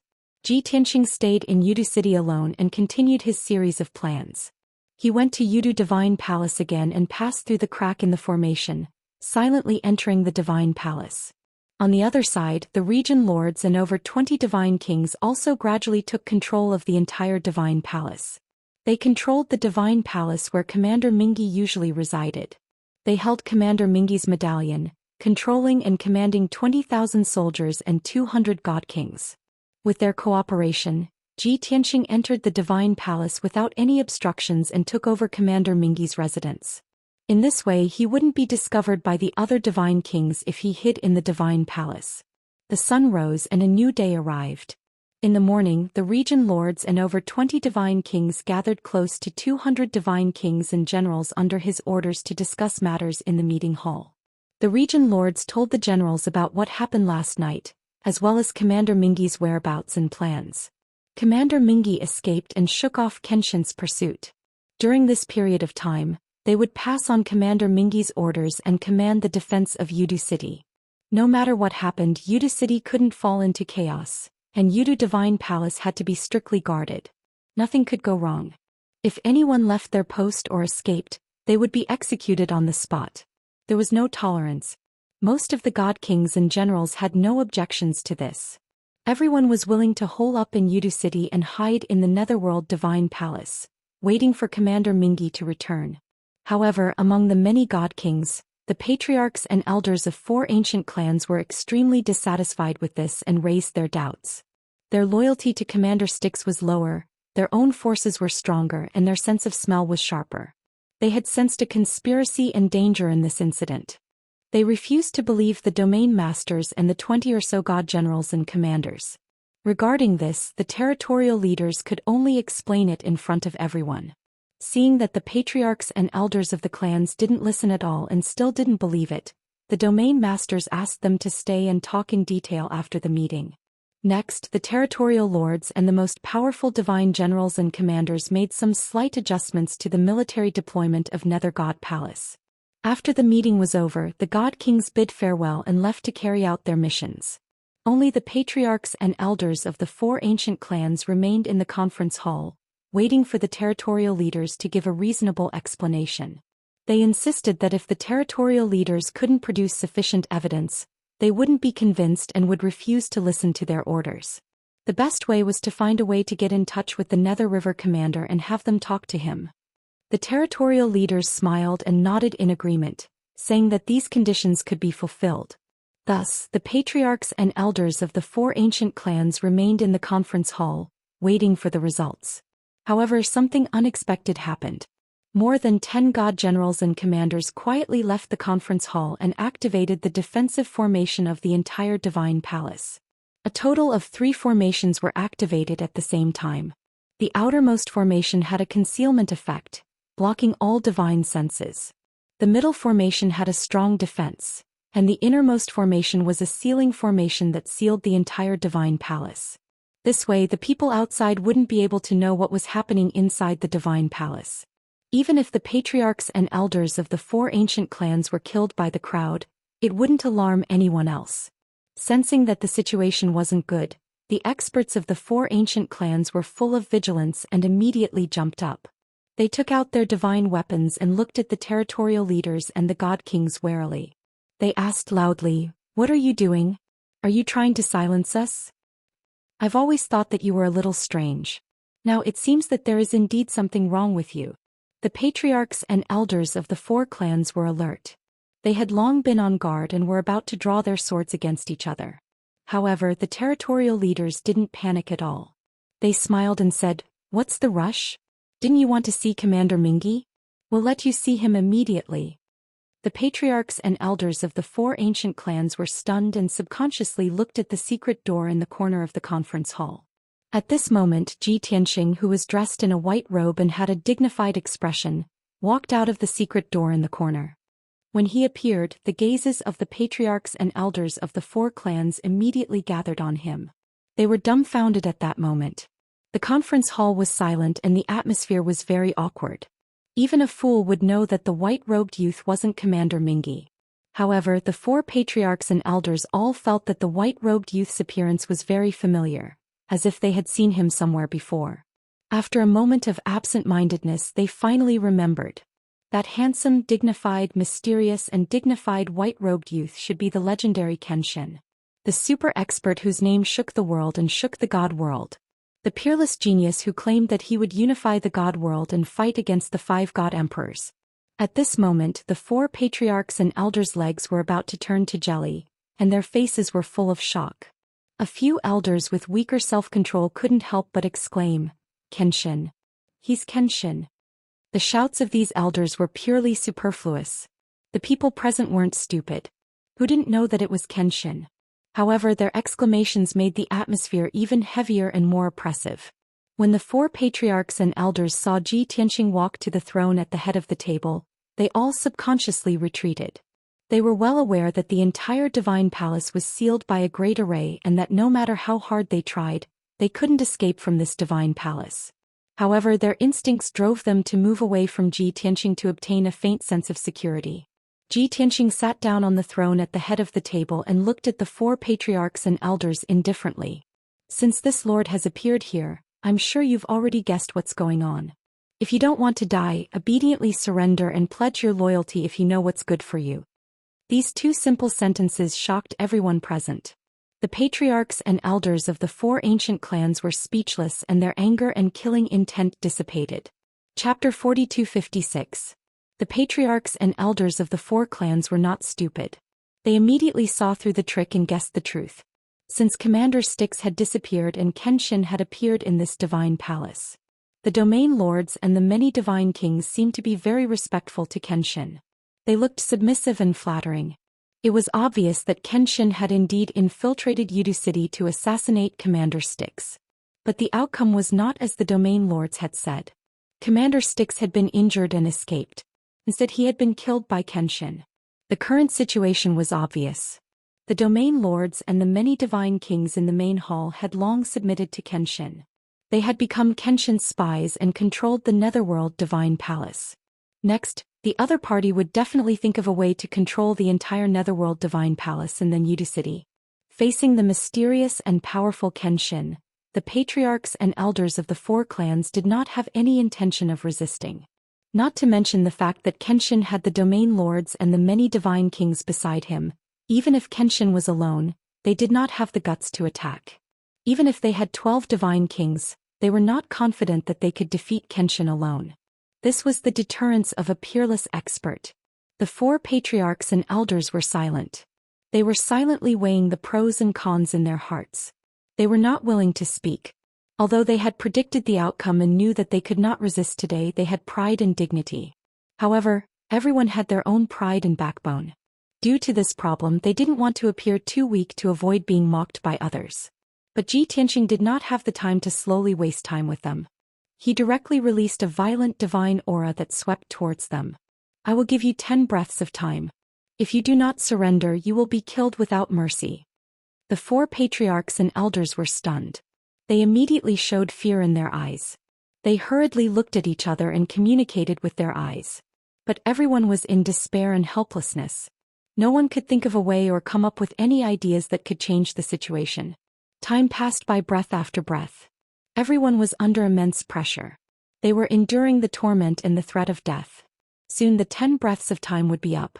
Finally, one of the patriarchs could not withstand the pressure and took the lead to lower his head to Ji Tianxing.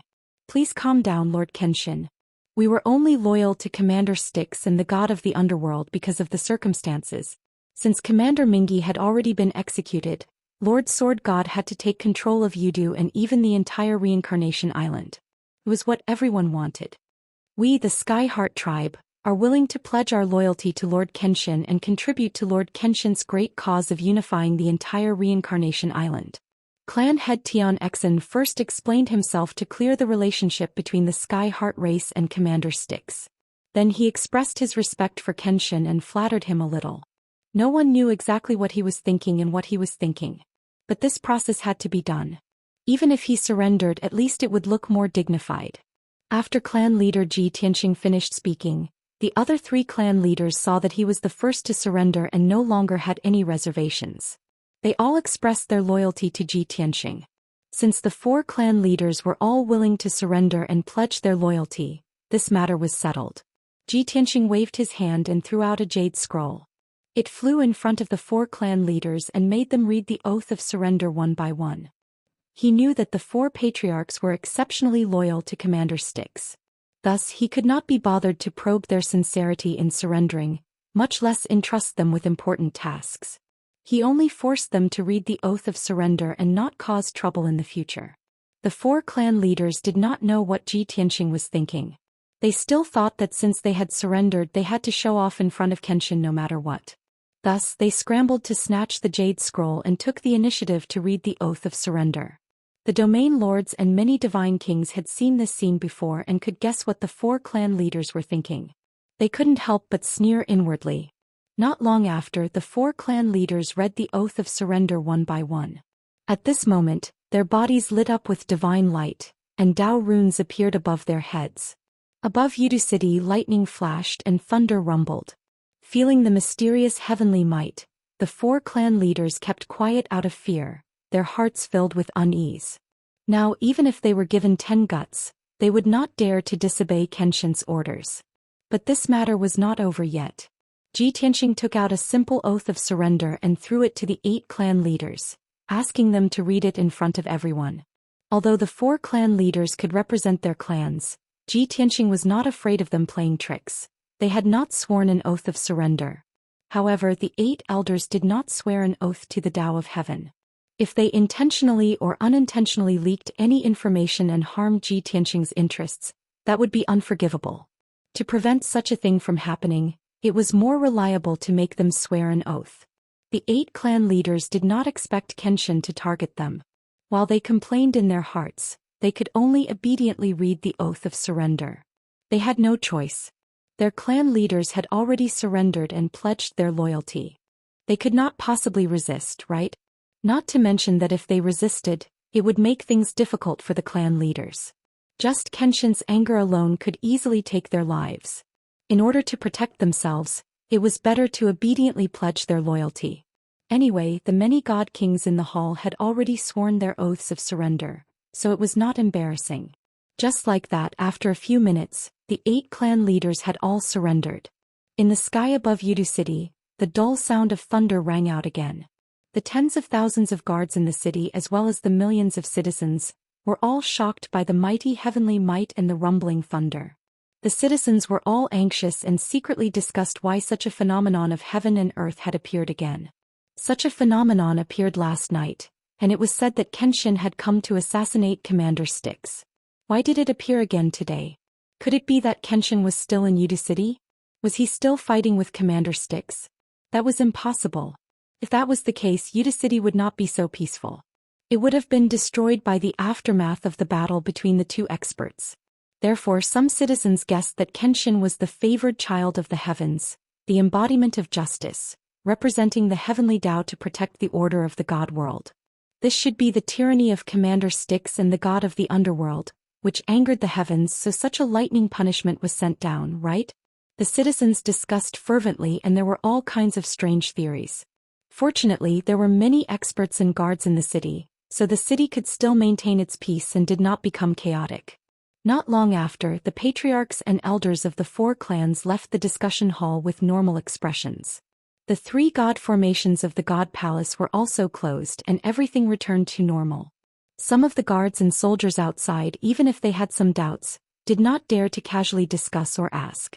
Even if there were some generals who asked the 4 clan leaders what had happened previously. The 4 clan leaders and the 8 clan leaders also said that they had received a message from Commander Styx in the hall, and they had to keep it a secret before activating the defensive formation. This explanation was still reasonable and it deceived all the guards and soldiers.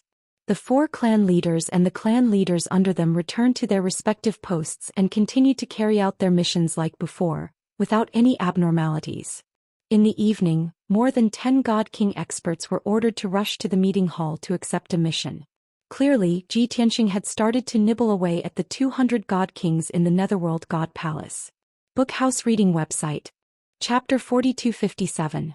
The 4 clan leaders and 8 elders of the first batch did not show any abnormalities. The 20,000 soldiers and God Kings of the Netherworld God Palace naturally did not notice anything, let alone expect Kenshin to be there. Therefore the 18 god kings of the second batch received a secret order from the territorial lords and knew that there was a top-secret mission for them. They entered the meeting hall without any precaution. What happened next was similar to what happened before. The triple divine formation was activated again and enveloped the entire divine palace, isolating it from the outside world's divine consciousness. No one knew what happened in the divine palace. Only the territorial lords and a dozen god kings stayed in the main hall to witness the entire process. The divine palace's defensive formation was only deactivated after about an hour. 16 god kings left the main hall one after another and returned to their posts with calm expressions. There did not seem to be anything out of the ordinary. The soldiers outside the divine palace did not know what they had experienced at all. They did not know why only 16 of them came out of the 18 who went in. Even the soldiers and god kings who were familiar with them could not get any answers when they asked the 16 people. They all used the reason of confidentiality and refused to reveal any information. Just like that, the second batch of god kings was forced to submit and swear allegiance to Zhi Tianxing. The two stubborn god kings who would rather die than submit, died just as they wished and joined Commander Styx in death. As time passed, in the next 2 days, the territorial lords summoned the remaining 170 god kings 10 times. Every time a god king was summoned and entered the divine palace, the triple divine formation would be activated. Most of the 10 batches of god kings left unscathed. Only a handful of god kings disappeared mysteriously and never appeared again. The god kings who left unscathed did what they were supposed to do as usual. There was nothing out of the ordinary. However, they did not talk about the details of the top-secret mission. After the same thing happened several times, the soldiers stationed in the Netherworld God Palace sensed that the atmosphere was strange. Something was not right. However, the 20,000 soldiers were suspicious and discussed in private, but they could not say anything. They plucked up their courage and tried their best to beat around the bush with the many god kings, but they could not get a direct answer. As a result, the 20,000 soldiers were once again filled with anxiety. It seemed that the Netherworld Divine Palace was starting to become restless. The 20,000 soldiers might mutiny and defect. At this time, the experts led by several domain lords issued an edict in the name of Commander Mingi. They gathered 20,000 soldiers and announced a major event. In order to ensure that this top-secret information would not be leaked, they had to activate the defensive formation of the Netherworld Divine Palace. In addition, the 20,000 soldiers had to temporarily leave the sentry post and gather at the square. This strange order came at the right time. At the very least, the 20,000 soldiers knew that the questions in their hearts would soon be answered.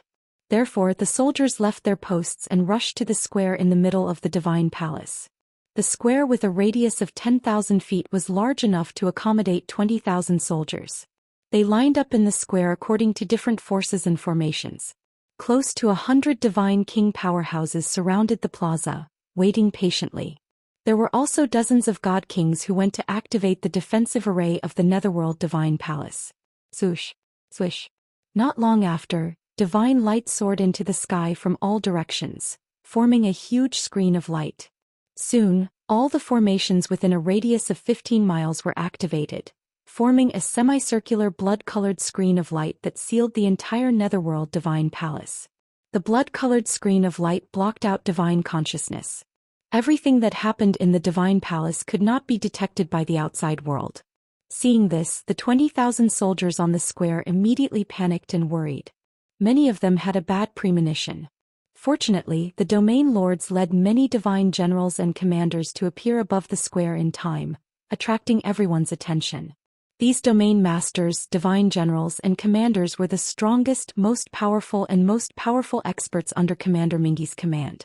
In other words, they were also the core leaders of Yudu City and the tens of thousands of soldiers. Since they had appeared, the 20,000 soldiers waited patiently to see what they were going to announce and how they were going to explain it. However, what happened next left the 20,000 soldiers dumbfounded. The domain lords looked at the 20,000 soldiers with faint smiles on their faces. Someone directly announced a piece of news. 2 days ago, the famous Lord Kenshin did indeed sneak into Yudu City to assassinate Commander Mingi. Commander Mingi had expected this day to come, so he was not in the Netherworld Divine Palace. He led many guards and powerhouses to hide in a house in the southern part of the city. He originally wanted to escape from Yudu City in the chaos when Kenshin attacked the Netherworld Divine Palace, abandoning all his soldiers. Unfortunately, the wise and mighty Lord Kenshin still found him and killed him easily with lightning speed. Upon hearing this shocking news, the 20,000 soldiers were dumbfounded and petrified on the spot. Such an earth-shattering change caused everyone to be extremely shocked, and their minds went blank. After a long while, the 20,000 soldiers came back to their senses and immediately burst into chaotic cries and shouts. Only then did they understand that the domain lords and godly king powerhouses had been acting for the past 2 days. It turned out that the rumors of Commander Mingi escaping from Kenshin's pursuit were all fake. There was also a portion of soldiers who did not believe this sensational news. They firmly believed that Commander Mingi would not be killed so easily. However, the 100-odd godly king powerhouses around the square all remained silent with indifferent expressions. It was obvious that they had known about this news long ago and had accepted this result. At this moment, the Grand Commander of the Forbidden Army stood up and said to the soldiers, "Everyone, there is no need to doubt. Commander Mingi has indeed fallen. Lord Kenshin also did not leave Yudu City and has always been in the Netherworld Divine Palace. In these 2 days, Lord Kenshin summoned all the godly king powerhouses in batches and told everyone this result. We have all been influenced by Lord Kenshin's righteousness and dignity and have all turned over to the light, swearing loyalty to Lord Kenshin. Even if there were a few stubborn ones, they have already been punished by the heavens and turned into ashes." The vice commander of the Forbidden Army also took 2 steps forward and added, "Previously, weren't you all puzzled as to why there was always lightning in the sky above Yudu City? To tell everyone the truth, that is because we swore an oath to the heavenly Tao and caused this phenomenon."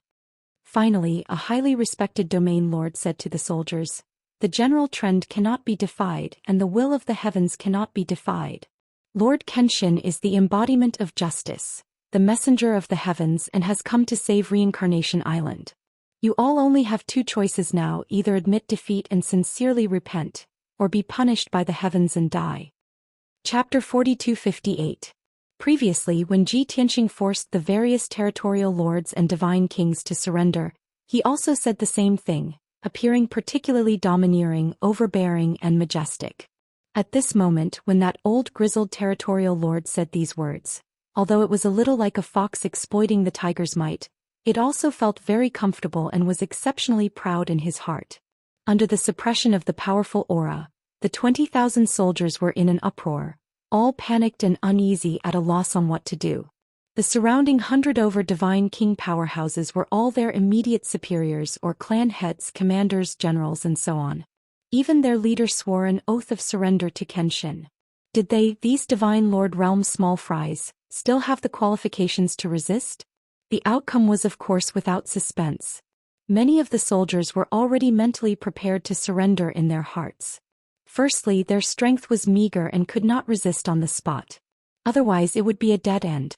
Without needing Kenshin to make a move just based on the 100 divine king powerhouses in the field, they could kill all 20,000 soldiers. Secondly, their leader already surrendered to Kenshin and pledged loyalty. They could not betray their own forces. The various divine kings did not feel ashamed. These divine lord realm small fries, naturally did not care about any face even more. Hence, after the 20,000 soldiers were in chaos and clamor for a while, they all reached a consensus to admit defeat and surrender. It was also at this time that Ji Tianqing finally appeared. He walked out of the divine palace and crossed a distance of 10,000 feet in 4 steps, arriving right above the square, overlooking everyone present. Even though he did not open his mouth to speak, nor did he release a powerful pressure. But his entire body carried an aura that suppressed heaven and earth, an unparalleled sacred domineering aura, immediately making the entire square quiet down. With those few territorial lords in the lead, 190 divine king powerhouses all bowed and saluted Ji Tianqing in unison.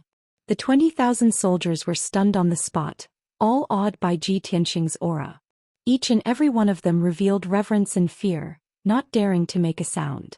Seeing this scene, the few territorial lords hurriedly berated those soldiers. "Are all of you dumb? Seeing Lord Kenshin arrive, still not quickly saluting? What are you all in a daze for? Quickly salute and pay respects to Lord Kenshin." After being reprimanded by the domain lords, The soldiers came back to their senses and hurriedly bowed. However, 20,000 people were too many, and there was no tacit understanding between them. The scene was very chaotic and noisy. The region masters, god kings, and generals all blushed at this unsightly sight. They were so ashamed that they wanted to crawl into a hole. These were the elite soldiers under their command. For them to perform in such an unsightly manner was a disgrace to them. Fortunately, Zhi Tianqing did not mind this.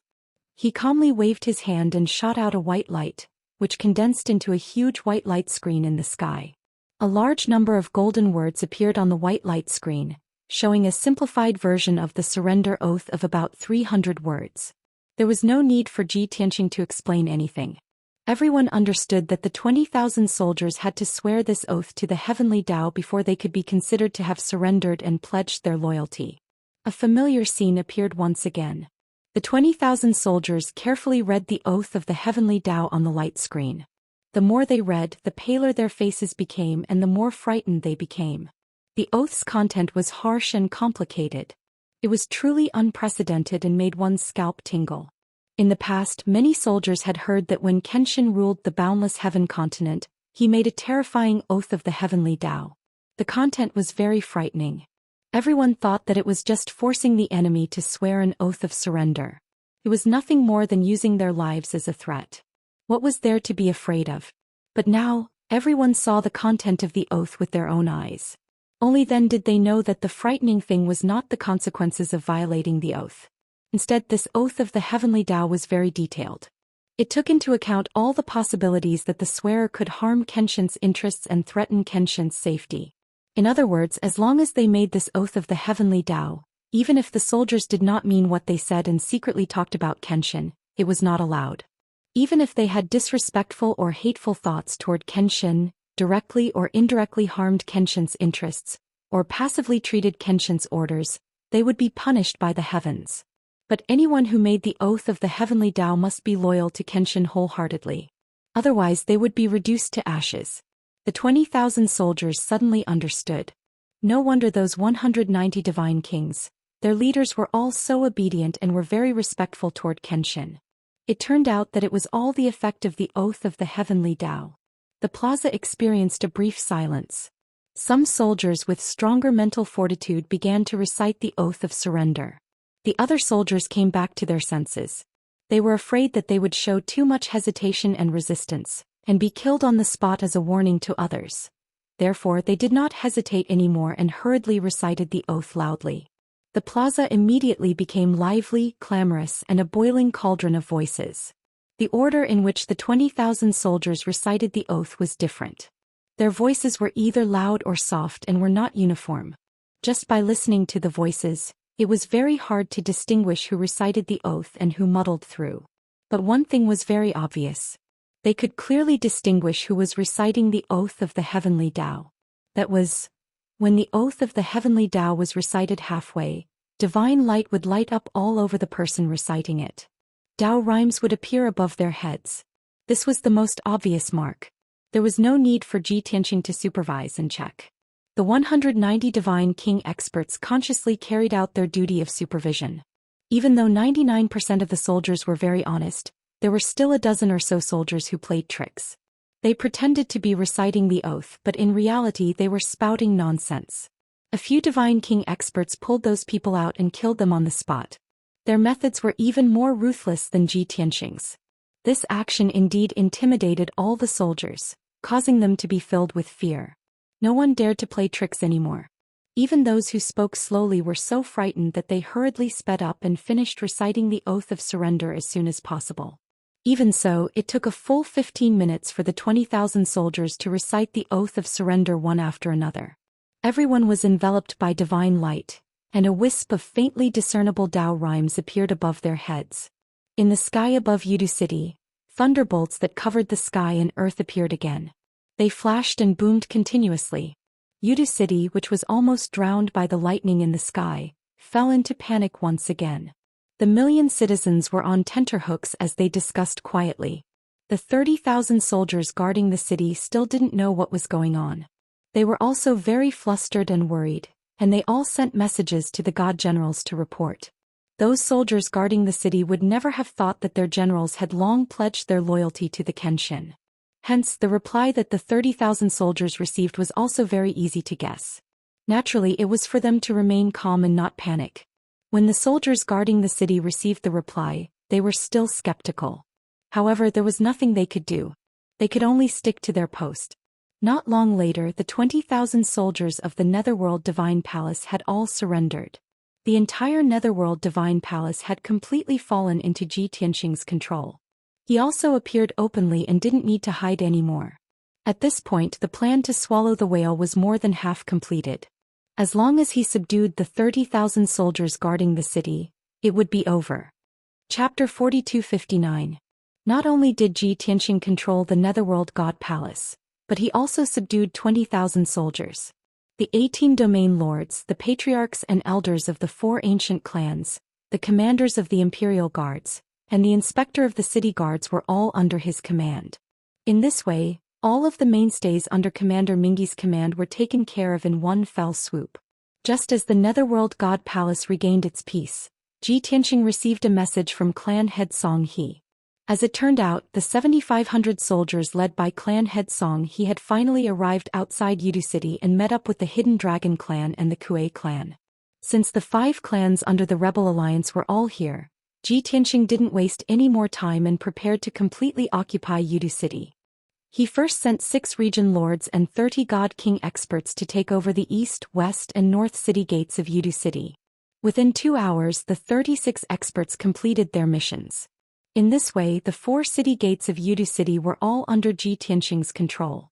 He then sent a message to the 5 clan heads of Song He Hidden Dragon clan and Kuei clan.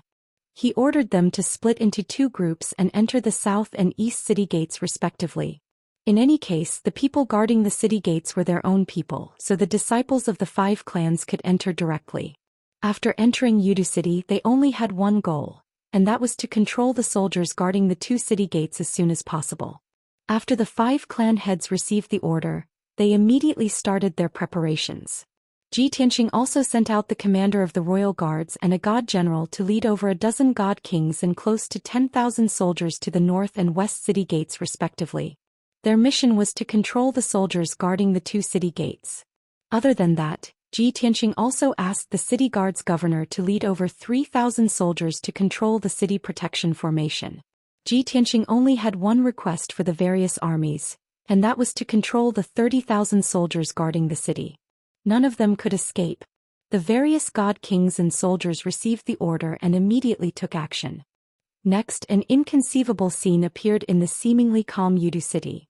At the southern and eastern city gates, the armies of the Sword God Subjugation Alliance were marching toward the 2 gates in a majestic manner. The soldiers guarding the city gates didn't stop or kill them. Instead, they quickly opened the city gates and welcomed the 2 armies into the city. This scene dumbfounded the guards near the 2 city gates. This was especially true for the soldiers stationed on the city walls and patrolling in the sky. They were so shocked that they almost fell to the ground. However, an even more preposterous scene occurred. After the 2 armies of the Rebel Alliance entered the city, the God King experts and soldiers guarding the city gates actually joined forces with the enemy and captured the soldiers guarding the city gates. The soldiers guarding the city couldn't react and they couldn't accept this fact. They couldn't believe that their generals and brothers were actually allied with the enemy. What's wrong with this world? Isn't this too ridiculous? There was no need to doubt the outcome. Those soldiers guarding the city who were in a daze were captured and obediently surrendered. What was even more hilarious was that the God King experts guarding the city gates didn't even need to do anything. They just needed to give an order and those soldiers guarding the city gates surrendered. Of course, there were also a small number of soldiers guarding the city who were very unyielding or very loyal to Commander Mingi.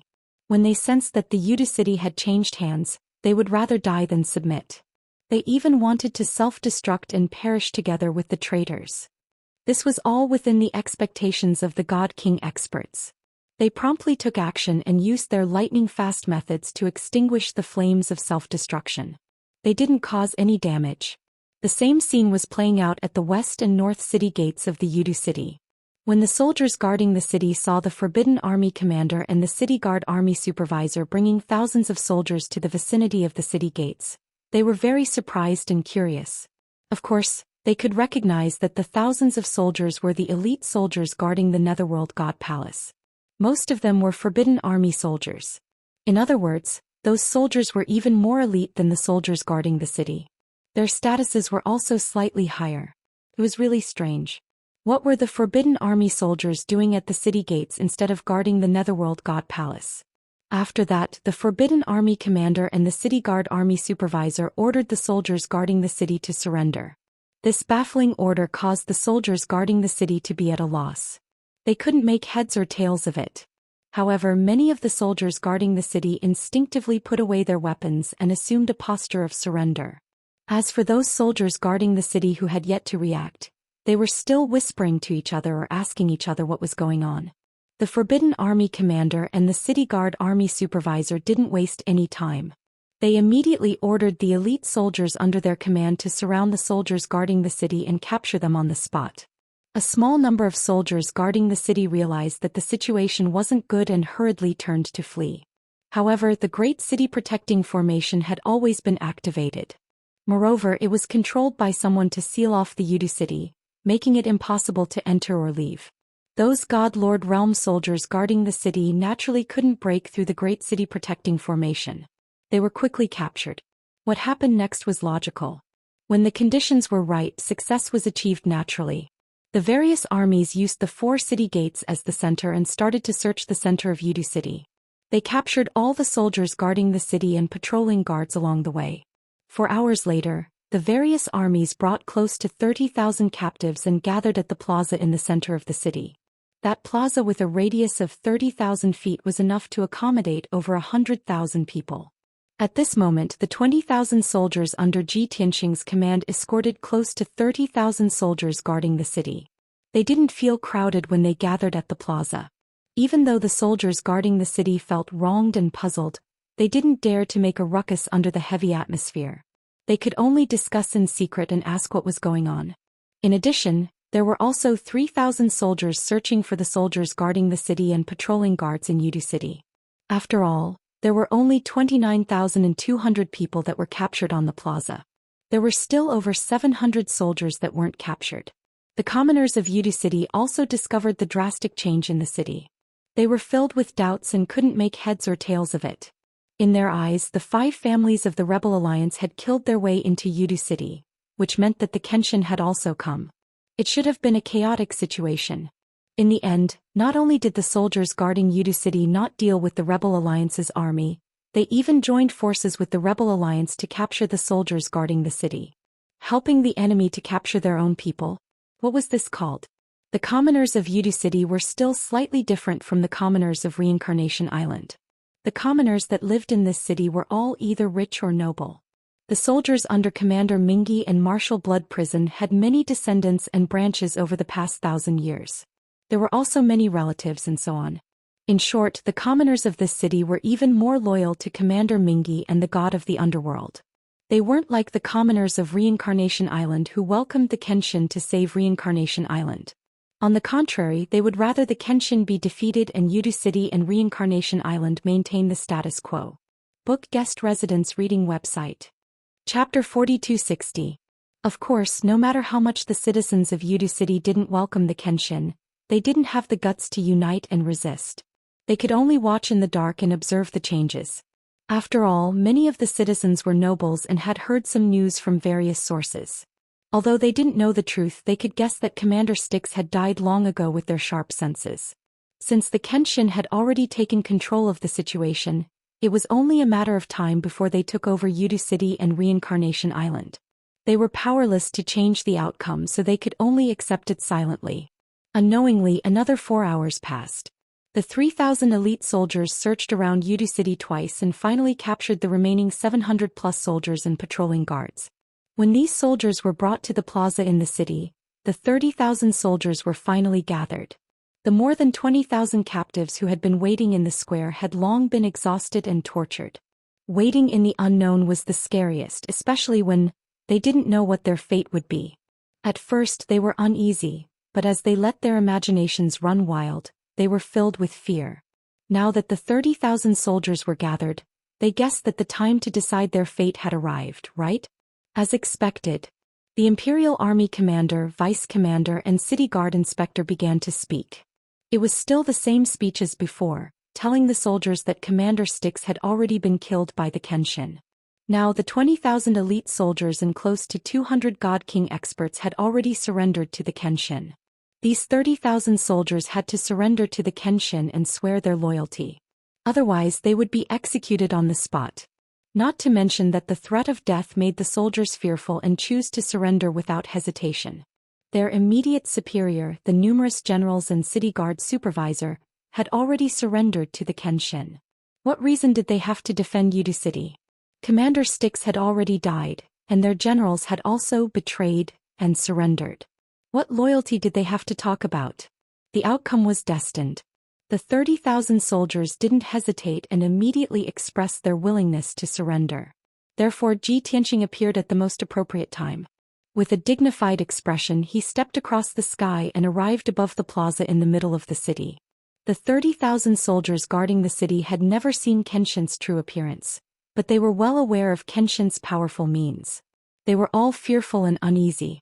Ji Tianqing didn't waste time talking nonsense with the city guards. He waved his hand and projected a light screen, displaying a simplified version of the pledge of surrender. Under the orders and urging of the Imperial Army commander and the city guard supervisor, the 30,000 soldiers could only brace themselves and recite the terrifying oath to the heavenly Tao. Not long after, 5-colored divine light resounded in the square, and a large amount of Daoist rhymes appeared. The sky above Yudu City was once again covered by boundless lightning, and the world-shaking roars of thunder rang out incessantly. Such a terrifying apparition of heaven and earth caused the entire Yudu City to tremble non-stop. These 30,000 soldiers were exceptionally obedient. After all, they were being watched by over 100 God Kings and surrounded by an army of over 20,000. No one dared to play any tricks.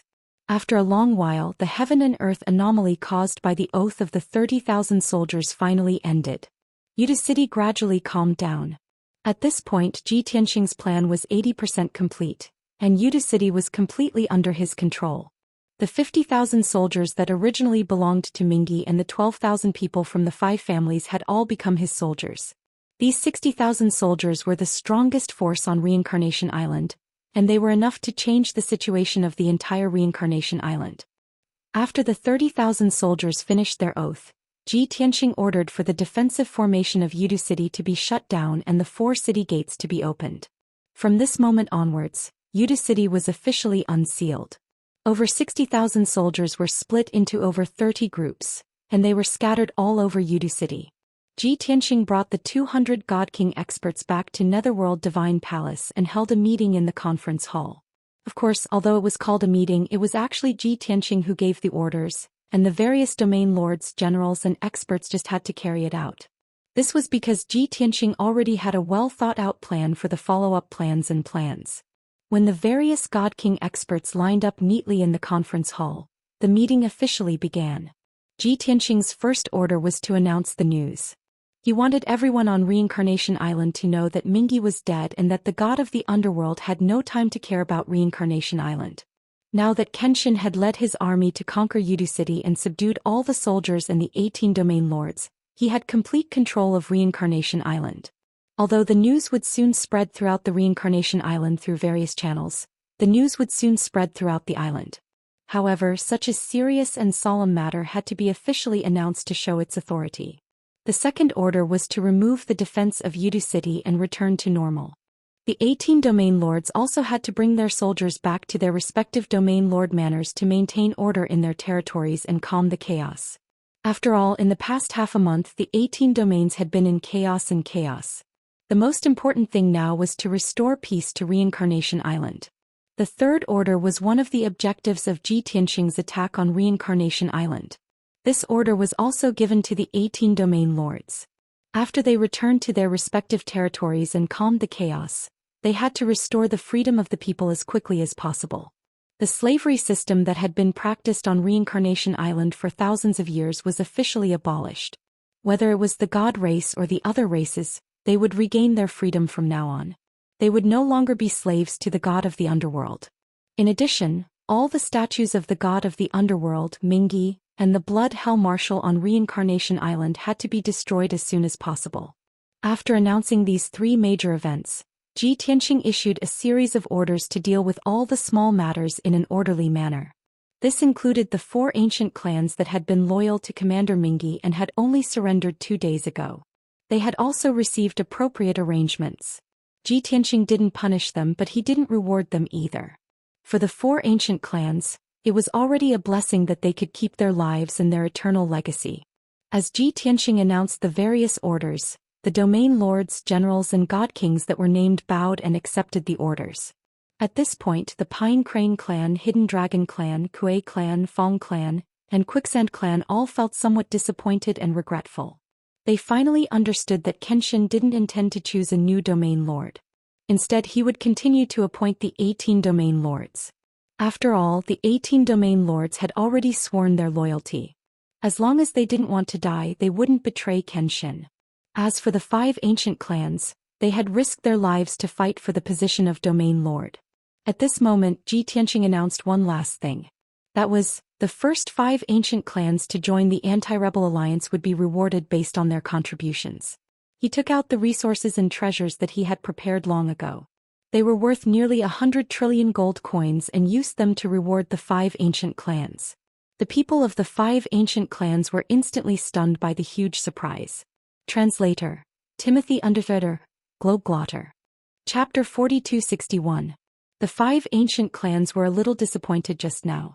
Now that they knew that Ji Tianqing had taken out 100 trillion worth of resources and treasures to reward them, they were extremely excited. Even if it was evenly distributed, each ancient clan would be able to get 20 trillion worth of cultivation resources.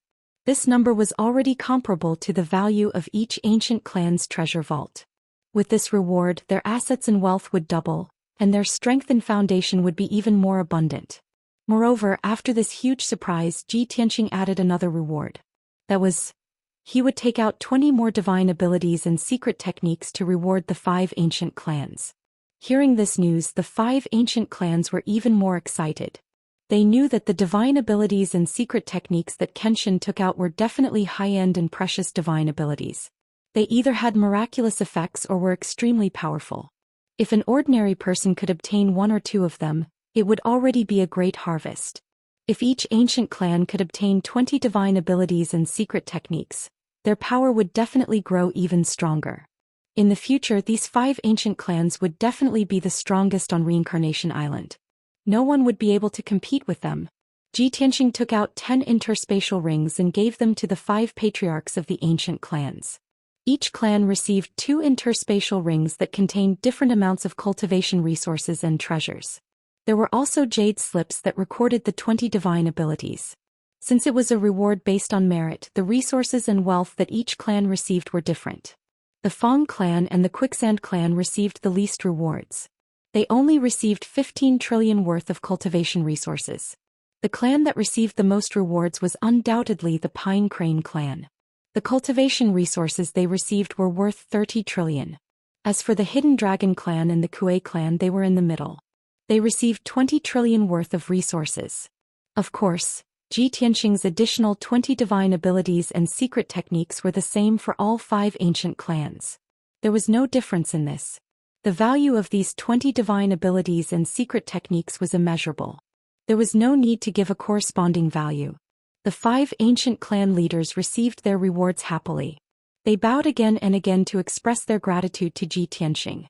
The other god kings, generals and domain lords in the hall were filled with envy and jealousy when they saw the 5 ancient clans receive such great rewards. Finally, Ji Tianqing announced the most important task, which could be considered a reward for the 5 ancient clans. That was, the Pine Crane clan would act as the vice alliance leader of the Rebel Alliance's Reincarnation Island branch. When he wasn't on Reincarnation Island, he would have full authority to handle all matters on Reincarnation Island. The other 4 ancient clans would form a monitoring group to assist the Pine Crane clan in managing the Reincarnation Island and supervising the Pine Crane clan. This way, when Ji Tianqing wasn't on Reincarnation Island, the 5 ancient clans would be the ones in control. Among the 5 clans, the Pine Crane clan was the most respected. Of course, in order to ensure that the Pine Crane race did not become too powerful, the other 4 ancient clans had the responsibility to supervise them. The domain lords of the 18 domains were also qualified to send jade slips to Ji Tianxing to report matters directly. When Ji Tianxing announced this task, the hall was in an uproar. Countless people cried out in surprise, revealing excited and envious expressions. This was especially so for the people of the 5 ancient clans. Their hearts raced and their blood boiled. Many people were so excited that they danced with joy. Compared to the 100 trillion cultivation resources, this reward was obviously more shocking. It made the 5 ancient clans excited and exhilarated. After a while, everyone gradually calmed down. The patriarchs of the 5 ancient clans hurriedly kowtowed to Ji Tianxing to express their obedience and gratitude. The meeting ended just like that. The god kings, generals and domain lords all bowed and left the hall. Next, Ji Tianxing oversaw Yudu City and stayed in the Netherworld Divine Palace, waiting for the situation on Reincarnation Island to settle down. As for the generals, domain lords and god kings, they would return to their respective territories and rush to their respective posts to carry out their missions. Of course, before the 18 domain lords left, they met Ji Tianxing again to ask him how to open the seal formation of the domain lord manor. After all, the domain lord manors of the 18 domains had been cleared out by the Rebel Alliance and sealed with a formation. The domain lords had different thoughts about the seal formation set up by Ji Tianxing. Only a small number of them hoped that Kenshin could remove the seal formation and allow them to enter and leave freely. However, most of the domain lords did not think so. Instead, they felt that keeping the seal formation would give their domain lord manor an additional layer of protection, and they would feel more at ease. After all, the seal formation set up by Kenshin was very close to a supreme-grade king-level divine formation. It was stronger than the original defensive formation of the domain lord manor. As long as Kenshin told them how to open the formation, they could still enter and leave without much impact. After all, they had already made the heavenly oath and pledged their loyalty to Kenshin. They would not have any other thoughts. The final result was in line with most of the domain lords' expectations. Ji Tianxing did not intend to remove the seal formation of the various domain lord manors. He only told the domain lords how to open the formation. After all, he did not want to waste any more time to remove the formations one by one. When the region masters received the method to activate the Great Formation, they left Yudu with hearts full of joy. They brought the soldiers under their command back to their own territories. One day later, Kenshin officially announced that he had taken over the entire Reincarnation Island. The news quickly spread throughout the entire Reincarnation Island, and countless forces and empires learned about it. In just a few days, the news spread throughout the Reincarnation Island, and hundreds of millions of people learned about the good news. Instantly, the entire Reincarnation Island fell into great shock and joy. Although many experts and forces were mentally prepared, they knew that Commander Mingi was defeated and that Kenshin was destined to take over the Reincarnation Island. However, no one expected that this day would come so quickly. Moreover, the process was very simple, easy and smooth. There was no large-scale battle that affected the entire Reincarnation Island. It seemed that the battle was limited to Yudu City and ended quickly. From this, it could be seen that the Rebel Alliance led by Kenshin would be crushed easily by the soldiers under Commander Mingi's command. No one knew that the two armies did not actually fight at all. Kenshin only assassinated Commander Mingi and then gradually took over Yudu City. The process was easier, smoother and faster than the people had imagined. However, no matter what, hundreds of millions of people were still jubilant and excited. They discussed this matter excitedly and cheered for Kenshin. After all, after the 18 domain lords returned to their respective territories, they quickly began to implement the new policies. The first order they carried out was to abolish slavery and restore freedom to all the people. This was the magnificent feat that hundreds of millions of people looked forward to the most.